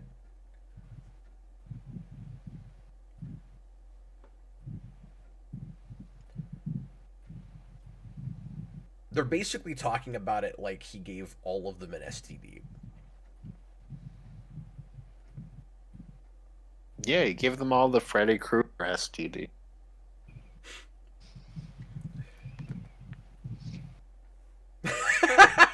Oh, Oh, big deal. Yeah, we don't know a lot about you either. That's kind of the problem with the script. if anything, I'd like to know less about you. Oh my god. Okay, note to self: never pick anything with Julia Roberts in it. I didn't know that. It's the S on Julia Roberts hour. Good Thanks for Lord. watching. We'll put that in the title. More people will watch it. Yeah, when are we gonna do Julia Roberts? Probably after Meg Ryan Mania. Can we get another take? No? Okay, alright. No, they ran out of footage after that. That's a little over the top. Could you reel it in slightly? It's like asking Julia Roberts to get rid of her lips. Can't happen. I feel like that's the case with most people. I don't though. feel like that's a Julia Roberts specific problem. The size of her lips. It's really. like asking a person to get rid of their face. It just can't be done.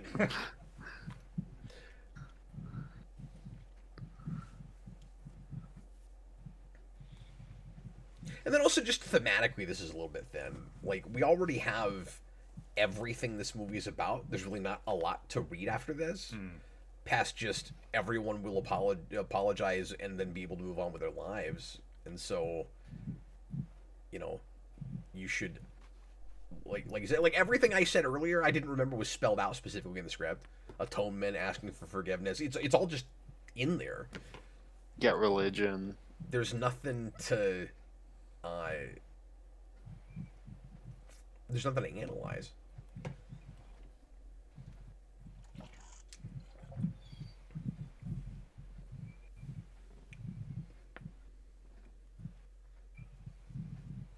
And that's especially bad just because it's supposed to be this big impetus for what they're dealing with, and it just it falls flat. It's got no, meaning behind it for us, the audience.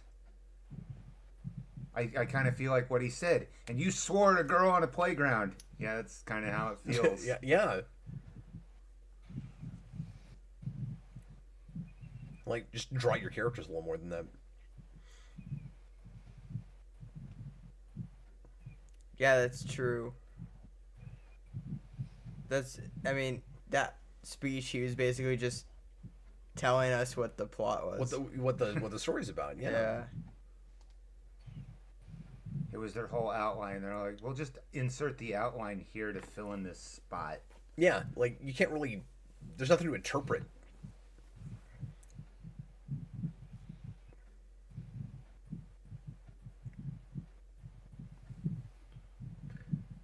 And you can do that in, like, a real crazy, wacky horror movie.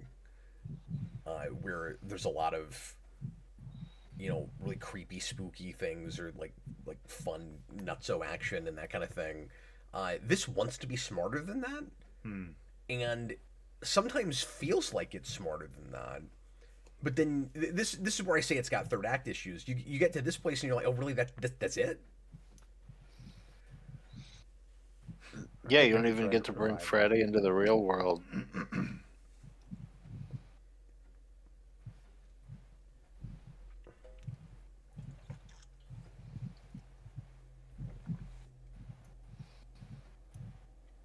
And there's several ideas we could get a lot deeper in with this beyond just the asking forgiveness idea. Like, why are kids mean? Why do a lot of us grow out of that and then feel really bad about things that we did before we were either mature enough? I don't want to say mature enough to know better, but like when we did mature and then look back on it and then kind of self-reflect and go, oh, I was like that because of like these things I was dealing with at home, or because I was just like trying to find myself, trying stuff out, decided I didn't want to be a horrible human being, so I grew up and wasn't like that. He really needs to like ask for forgiveness for killing that dog. He just said it was an accident. Let's go home. Like that. Okay, sure, it was an accident, but you were taunting the kid, throwing rocks at him. Yeah, that was always my issue with that. Where it's like, it was an accident, but you were a bully, and what happens to bullied kids a lot? Like, but is that something he's just saying to like, get by for himself? Because it's like, it makes it easier instead of saying like, "Oh, I killed this kid." Like, well, it was an accident. I didn't mean to kill him. They're just kind of downplaying it. It was the other guy saying it. Oh, okay. Like the other guy was like, "Oh, well, I mean, it was an accident. Like it's all right." Almost like you're feeling guilty over something you shouldn't be feeling guilty about. It's like, but he's still responsible for it, right? though. Yeah. Yeah, I feel like that's like a natural thing to say to somebody else in the moment, as opposed to being like, "Yeah, well, you are a bastard." Sure, but just because something happens in reality doesn't mean it's going to be believable in the movie. Mm-hmm. So yes, but also no.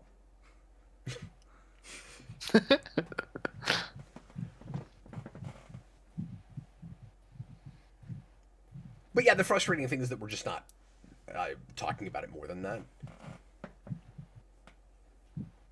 So you're right, like, it makes sense that that guy would say, well, there's a difference between you, like, murdering him outright and, like, you know, being a bully and not realizing how far it was going to go.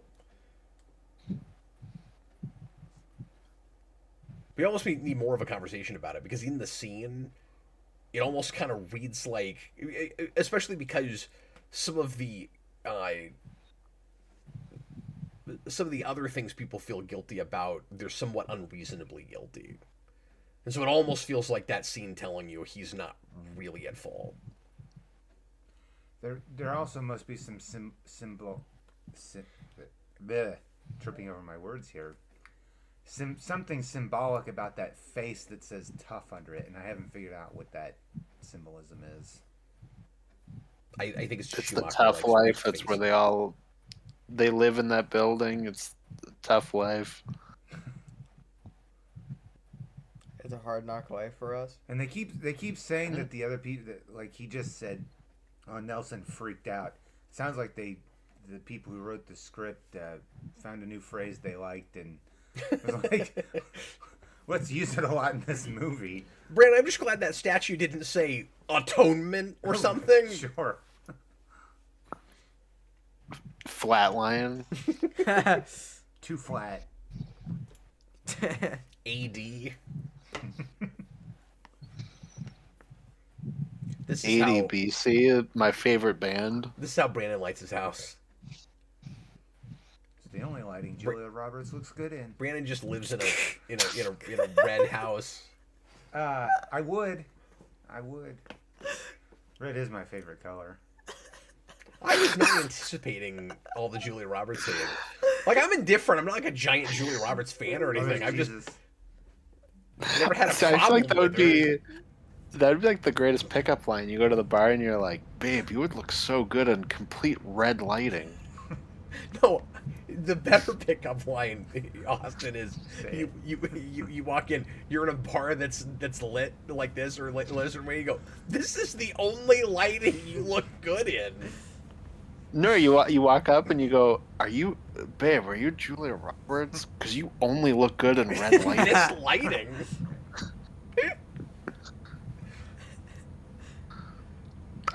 Are you Julia Roberts? Because I want to rip your lips off.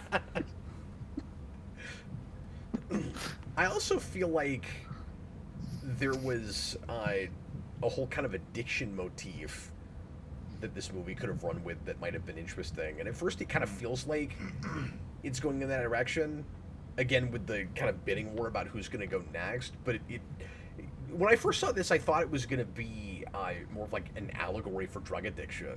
I was really surprised it didn't go that way. Well, that was kind of what I had initially with Kiefer Sutherland doing it, where I thought he was going to keep doing it to himself. Yeah. But then obviously we went a different path. Well, that might have been a more interesting story where you, again, whether it's a hallucination or you're actually touching the celestial, you keep going under and you see a little bit more of the afterlife, or like, you know, people that have gone before you or whatever it is, like each time. And so part of the addiction is you want to learn more. Like, you keep getting a little bit more every time you do it. Jason, did you see the light? And then I don't know what the end of that story is. I don't know if it's, you know, you find out that it doesn't add up to anything, or that you can't be sure if it's real, or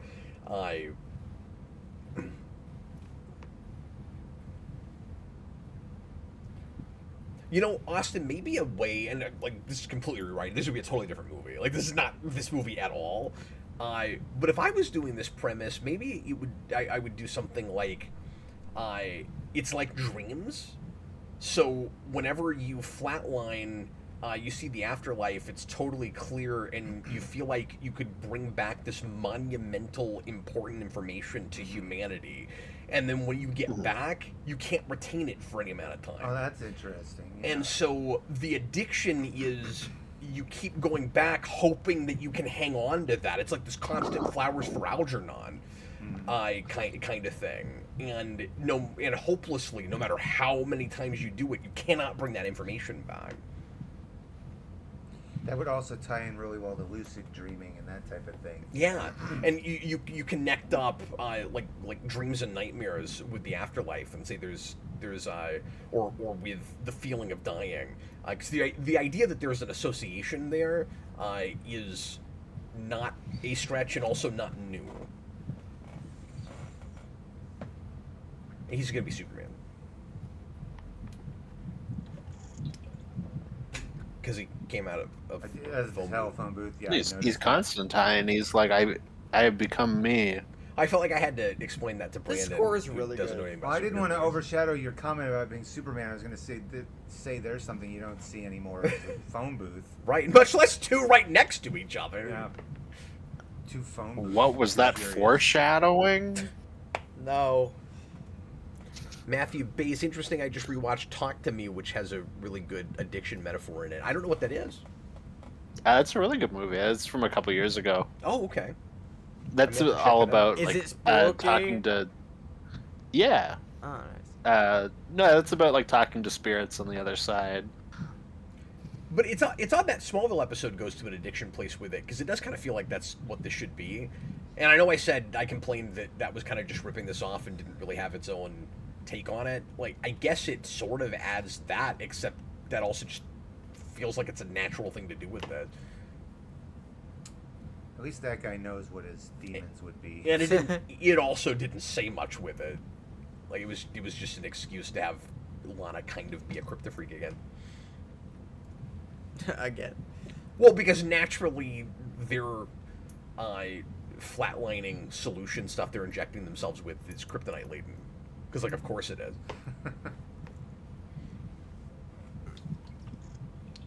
Oh, Goffin Miller, when will you learn?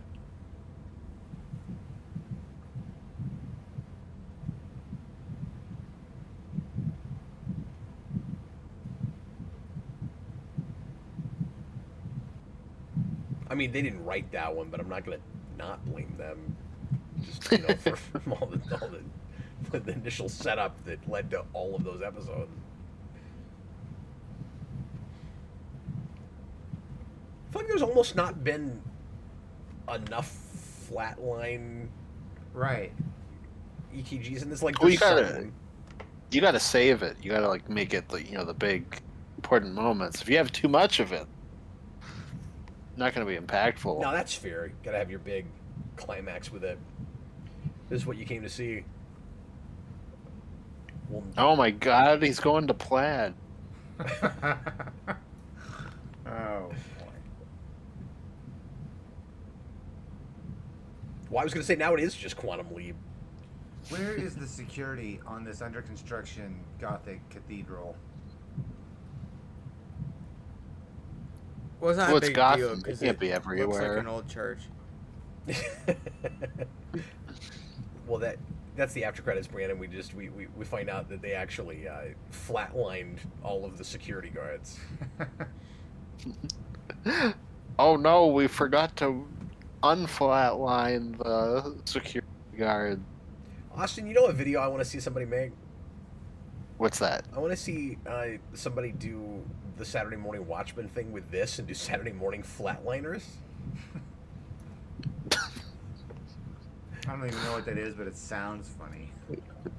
It's just these cartoon characters that every episode put themselves in. Kind of like what we talked about earlier. Like, could you even make this an episodic thing? But let's add the extra difficulty of and make it for children. When you gotta do it like The real with the Flatliners. cartoons of this era, where they also have to have like the Slimer. Oh yeah, 'cause you Orko. said it needs the pet sidekick. Yeah. It'll be this dead boy. Well, I was gonna say what kind of animal is it if it's an animal? Or I guess it could just be a ghost. It could be like who's the ghost in He-Man that has the O on him? You know, Orko. Orko. It could be Orko. this could have been a Yeah. more compelling Just scene. straight up Orko, like no, not different in any way. Oh, it just But is it could be like- Orko. I'm It sorry, could be man. like that kid with the red hoodie, and it's like the Orko face under it. This could have been a more compelling scene if at this moment when he's flatlining, Kiefer Sutherland was standing there throwing the rocks at the kid in the tree. Instead of him as a little kid, if it was just him as an adult now.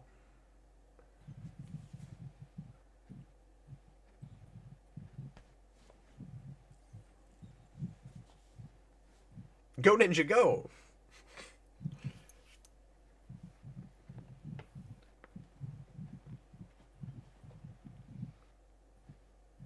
I mean, I'm not sure why you would No, do that instead here versus when we first Yeah, saw they like it, flip Brandon. the kids. No, instead they flip the kids. Oh, Now yeah, that's what Orko's it gonna is. kill Kiefer Sutherland. I forgot about Like that. they kind of go in a different. Which is another way. Yeah. So they do that. Oh, there you Yeah, go. Oh, I forgot about that. but I just mean if it had been him throwing the Sure. rocks instead. Sure. But yeah. I forgot they actually brought him into this scene anyway. Well, at least Orko didn't kill a dog by killing. But yeah, Brandon, I mean, symbolically, obviously, the point of that is, like, he's guilty and feels like he deserves to be on the other side of it. Oh, certainly. Oh no! And break a few Jason, ribs. he sounded like that guy at the end of Bad Dance. Yeah. Did you have that? Yeah. Oh, son of a bitch!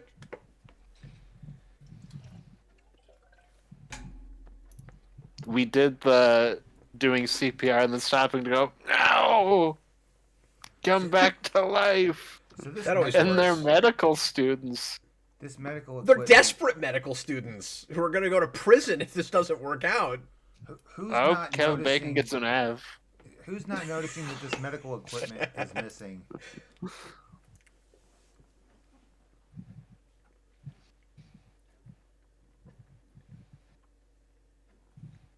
Yeah, Now that Kiefer Sutherland is dead, Kevin Bacon has to start swearing. he's got to make up for it. But yeah, Brandon, I was going to say you could go more into, I guess, how they're getting away with that and get like into the medical school a little bit, I guess. But I don't know how badly we really need to know the details of all of that. But you're right. Like, I guess we're supposed to just say, well, they have access to this, but people would be missing it. Yeah.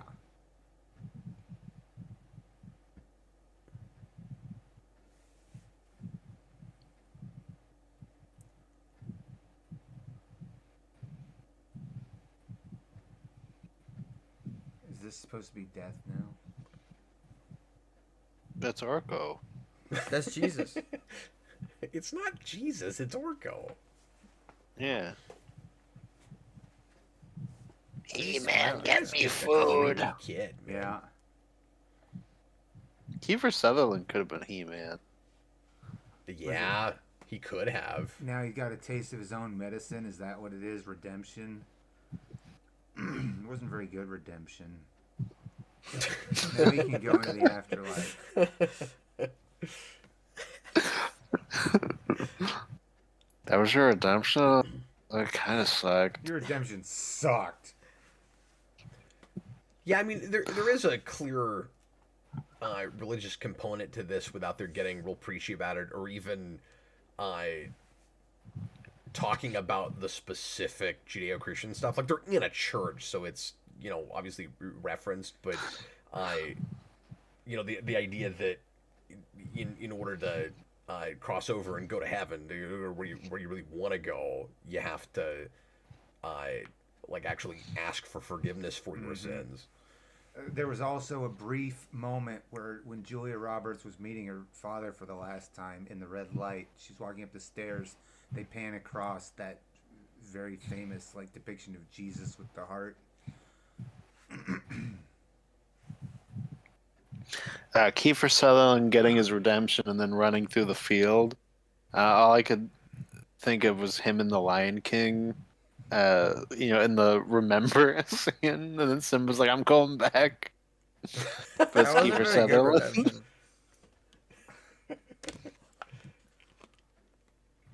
Remember, you killed me, Kiefer Sutherland. episode of 24. So I don't know if I'm right about this, Austin, but would it... I'm just spitballing because I hadn't thought of this before. Do you think this might have been more effective? Well, I guess you kind of alluded to this a little bit earlier. Do you think this would have been more effective if it was really just one of them that had to deal with the atonement thing? Like it gives us potentially, yeah. Because I mean, it gives us a pattern, and so you it suggests like the importance of that in the afterlife and crossing over and all of that. I guess, but it kind of also feels like it's sort of just padding for time because, like I said, we don't really draw these characters real complex. And now it's the score from the ending of Home Alone. So I wonder if just you made it more of a singular character study. Yeah. I mean, it probably would have tightened it, more. It did seem like they had a ton of ideas and fully know how to get them all in, but still wanted to get all of them in. Yeah, that's kind of how I see it. Yeah, so it's like good, but like a little unfocused. But I mean, that's what I think. Not that big of a deal. I'm too hard on my own picks. I know you're like, oh, my picks suck. No, I'm more and more good. frustrated with this one because I feel like there's so many ways it could have. One of the kids is named Gonzo. So like it's Man good on Crack. Let's go. It's good as a thriller, but it could That's have my been favorite character. Great as a character study, and still been a good thriller at the same time. I'm curious now. Yeah, no, fair enough. Called that kid creepy. What else he's been in, if anything, and any other creepy stuff? Spooky. The scariest thing is that one of the playground kids is named Gonzo Gonzalez. Wow. Some people just had parents that hated them. Dude, yeah, what are the... Or like the Muppets. Dude, what about Man on Crack? No, but that is That's his the real character name. The actor's name was Gonzo Gonzalez. Wait, Parents really? didn't name him Guy on Yeah. Crack. Oh. He's saying a real person named Gonzo Gonzalez. Oh. I see. I can't believe the grip in this movie that helped make this movie's name was Man on Crack. But no, that name is like... Get a grip! Sorry, Britt. Or Austin. No, it's like Ghost of the Gozerian. Like, it's like, what? Gonzo Gonzalez. Brandon, it'd be like if a Vulcan named his son Vulcan. He'd just be Vulcan the Vulcan. Vulcan. Yeah. Vulcan. Person the person. The Vulcan's last name was Forge. Vulcan John Forge. Wadenbarger. Vulcan the Second. Look, Austin, I'll take anything Vulcan over Junior. Man on Crack. No, it's Man on Crack Why would you Junior. name your child that? You're setting them up to fail. Man on Crack Jr. His father's name was Man on Crack. Yeah, it's like a Vulcan naming his son Vulcan. That is a man on crack, and he named his son Man on Crack because he was on crack. Oh, so his name wasn't Man on Crack. He was being really descriptive. He didn't even name his son Kid on or Son on Crack. No, Man on. Man, I'm a Man he's on Crack. Someday That's he'll gonna grow age up. poorly. Hey, his son is a man. It's gonna be so prophetic. He's either gonna grow up just like his father and be another man on crack, or he's gonna rebel so hard and never do any sort of drugs, which is preferable. But No, his I first also name is like the Man, and idea his that- middle name is On Crack. I like the idea though that he named the kid Man on Crack Junior, even though there is no senior.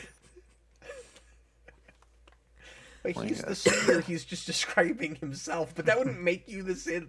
Anyway, I don't know how we got here. One The of us world may was on never know. crack. We all flatlined. One of us during was this on movie. Gonzo Gonzalez. Well, I know I spent the whole time complaining about this movie that I picked and bought this great copy of because I like this movie, but I'm frustrated with this movie. What did you think of Flatliners, Austin? I was good. Yeah, I said like it's good. But it's like maybe a bit muddled, but like Yeah.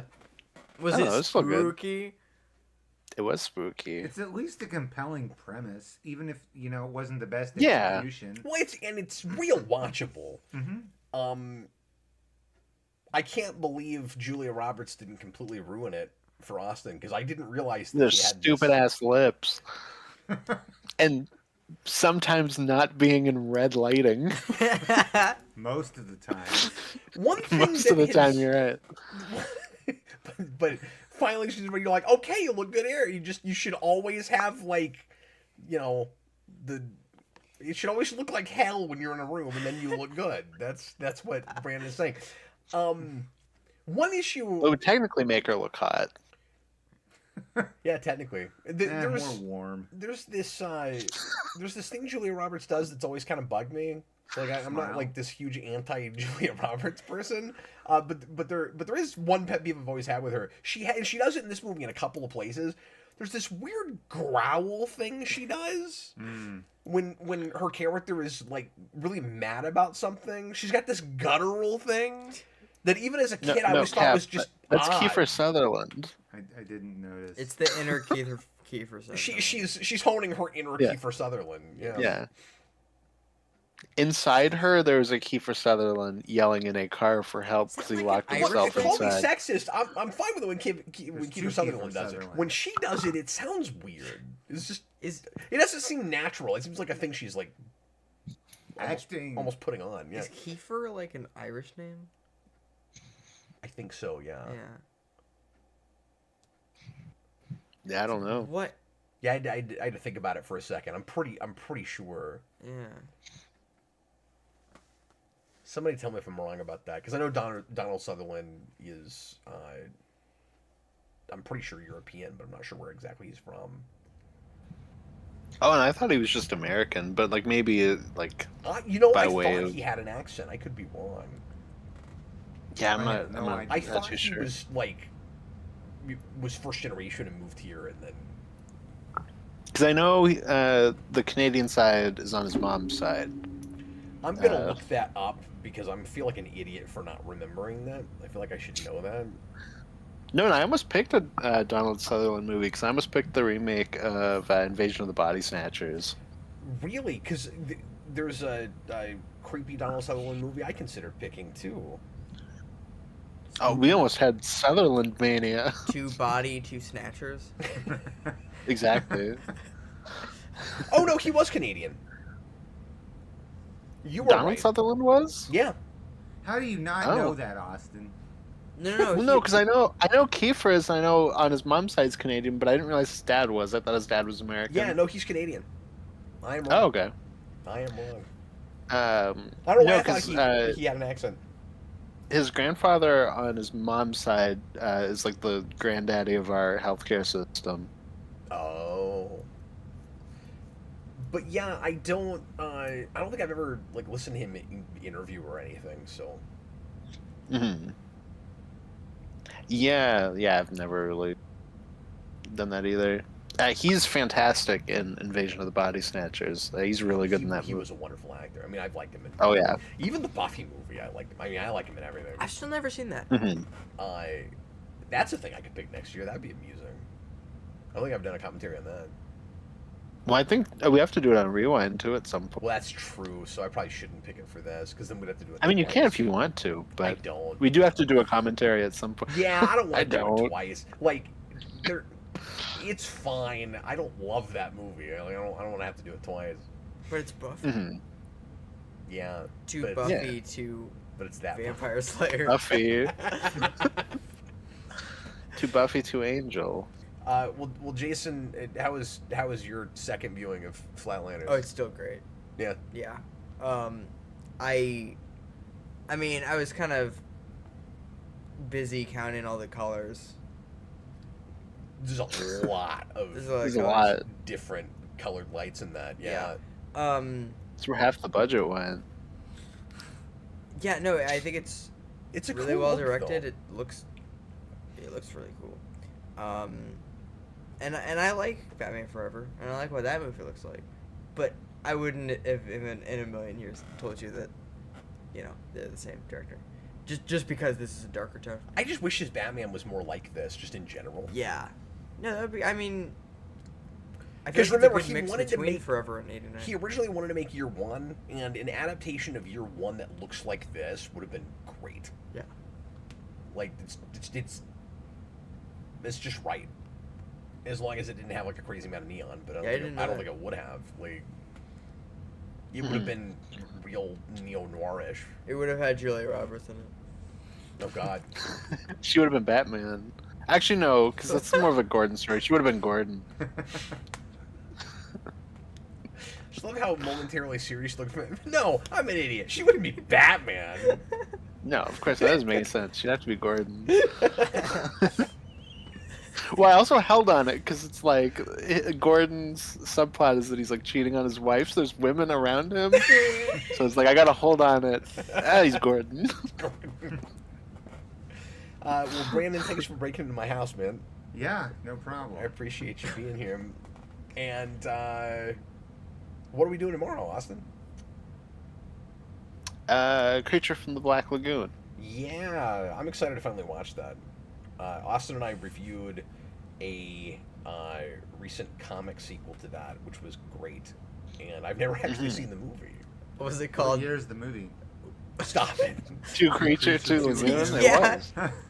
Creature of the Black Lagoon's from the 50s, yeah? Yeah, it's 54, same year as Godzilla. Cool. Austin, I had one review for Flatliners. Oh, let me I'm check. gonna check Discord real quick. Oh, we gotta because we didn't do it on Texas Chainsaw. That's so true. if you have any I forgot to for, read the ones for Texas and I Chainsaw. have 2 for that, but I don't have any for Flatliners. Apologies, everybody, with that. We'll go ahead and read those. We should have done it up front because nobody's gonna watch to the end of this to get that. Might. Should, Brandon, you never know. should we save Texas Chainsaw for tomorrow?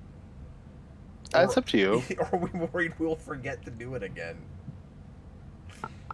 It is a possibility. We are bad for forgetting. So for Flatliners, Daniel Davis says best thing is the cinematography. Hell yeah. Worst thing, it has some issues in. Are you Kite Man? It has some issues in the second half, and the characters could be a little better written. Yeah, so he feels the same way I do about it. Thanks for the review, because I didn't expect we would necessarily get any for Flatliners. Texas Chainsaw, I had 4 on Patreon, Austin. And I have 2. Connor put in one after we did it, like he knew we were gonna forget. Thanks, Connor. Okay, well, I've got 4, so I'll start. We'll go ahead and knock these out real quick, and then maybe I'll just post tomorrow and let people know that we did it here, so they can come in and just watch that part of it if they want to. Daniel Davis again, best thing. Again, this is for Texas Chainsaw Massacre, Have you seen that? I've not. which was just a delightful commentary. Toby Hooper's restraint as a director, and it's up to you to decide if I'm being sarcastic or not. I actually really enjoyed our watch of it. Leatherface, yeah. I don't know how I feel watching that by myself. Yes, Leatherface. Okay. Toby Hooper's restraint as a director is the best thing. The movie looks so nasty and deals with awful subject matter that sometimes it can be astonishing to realize just how little blood and gore is in it. We talked about that, yeah. It's more about building tone than it is trying to gross you out. Worst thing, that it spawned a franchise outside of the Texas Chainsaw Massacre 2 and the hilarity of Texas Chainsaw Massacre The Next Generation. All of it is practically worthless. Well, Next Generation has Matthew McConaughey in it. Oh, wow. Yeah, one of them, 3D from 2013, opens with the ending of the first movie, and we see a baby, and then we cut to 20 years later. Keep in mind, the original 74. We jumped 20 years into the future to when the baby's like 20, and now it's 2013, and they all have like modern day cell phones and stuff. It is incredibly baffling. That's awesome. Matthew McConaughey. Okay, all right, all right. Here, I can And read on the one of next mine. edition of How to Beat a Dead Horse, go ahead, Austin. Spooky. Cereal when pigs fly. Cereal when pigs fly. He says the Texas Chainsaw Massacre is a pretty good horror movie. I think the best thing about it is how raw the film is, both in how the events are depicted and the gravity that its social commentary has about the meatpacking industry. The worst thing is the public perception. I went in thinking I was going to see the most violent thing of all time, and it's surprisingly tame. I think the movie is good, but I might prefer the remake. Yeah, I don't think that movie is at all what you expect if you've heard people talk about it for years and then you finally sit down and watch it, like I did. That's on Like- from these reviews. Like I had no idea what I was getting myself into. Could I watch it? Yeah, Like, is it? I would think so, but I Not mean, that- that's not up to me. I don't know. I think so. I just don't know if you'd want to. That's kind of more where I'm at. Is like I don't know if you'd enjoy it. Mhm. I think you might get to the dinner scene and be like, "Cam out." Victor, sign flip, the greenest of the green. You know, Austin, I'm just imagining somebody comes in live while we're broadcasting right now and is like, wait a minute, why are they reading reviews for a different movie at the end of this commentary they just did? Who knows why Mad Men do what they do? We just try to keep you on your toes. Best thing, it's the perfect horror movie. Well, that would be the best thing. If that's how you feel. Every single creative choice is there to unnerve and terrify, and by the end of it, the catharsis is so powerful that the first time I saw it, when it cut to black, I felt like I couldn't breathe. Worst thing, there is no worst thing. It's a perfect movie. Wow, Austin. Perfect movie. Yeah, I mean, I don't disagree. That's like, I agree with that. Connor Nielsen, intentional or not, no other movie has better captured the feeling of having a nightmare. One of the best horror films ever made. You know what I thought he was going to say? Not. No! I thought he was going to He is a big Wayne's World guy. That's true. We tried to do that commentary Yeah. with that's true. Connor. Hopefully someday we can finally make that happen. We had weird technical difficulties that night. We had to give up. No, Austin, I thought he was going to say, no other movie has captured the feeling of being kidnapped and eaten by cannibals. That's where I thought that was going. This movie made me feel like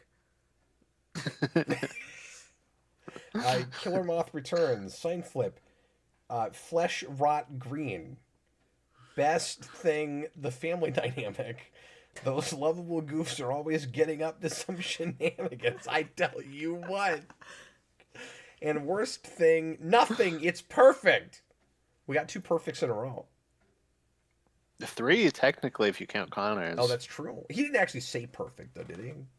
No, but he also was like, it's one of the best movies ever made. Yeah. Didn't have a bad thing. Married. So. He'd likely agree with that. Never We're getting mind. close. Do you have any more? No, You just I only had two, those right? 2. Okay. I've got one last one. Brennan, Best Thing, The Atmosphere.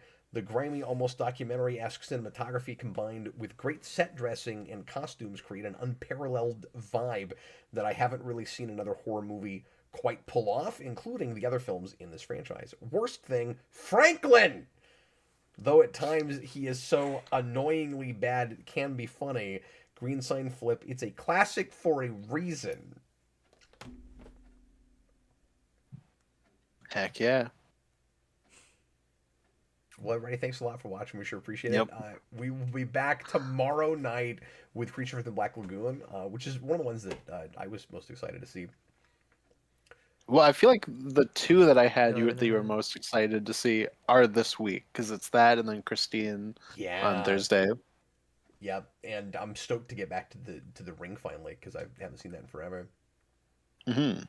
Yeah, that'd be a lot of fun. And then we're gonna do 28 Days Later on Wednesday, which is also a movie that I've got that I've got a lot of appreciation for, but that I did not love as much watching it last time as in the theater. Wait, So, really? Yeah, yeah. I Oh. mean, I still really like it, but it wasn't the same kind of impact. I don't know. I guess one of those you can't go back a second time. I will try not to trash it the whole time. As I said, it's like a pretty beloved movie. I've only seen it once, talking over it, so I don't know it very well. But You're just gonna see it a second time talking over How it. many movies is that for Exactly. you, Austin? You've seen it once, talking over it most of the time. It seems like he covers a lot of movies. Like commentary, like blind yeah. commentary I feel like- style. Especially Dad has seen a lot of things like that. Well, Austin's done more of that than I have, because we've got a Discord that we do that with, and I haven't had time to be on those for a long time. But they still do watch parties a lot. Yeah, and I've definitely discovered a lot of awesome movies that way.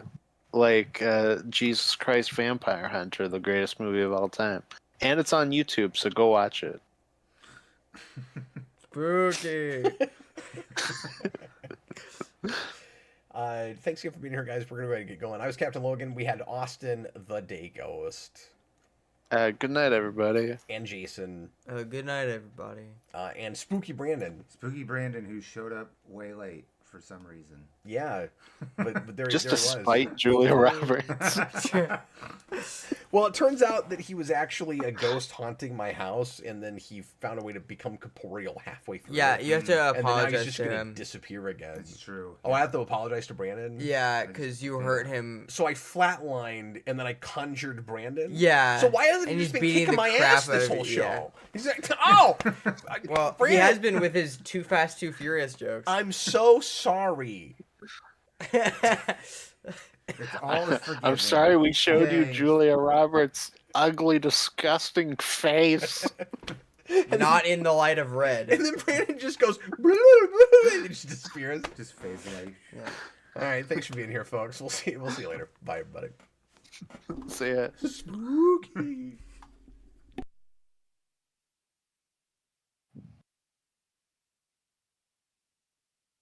We'll try that again. Spooky.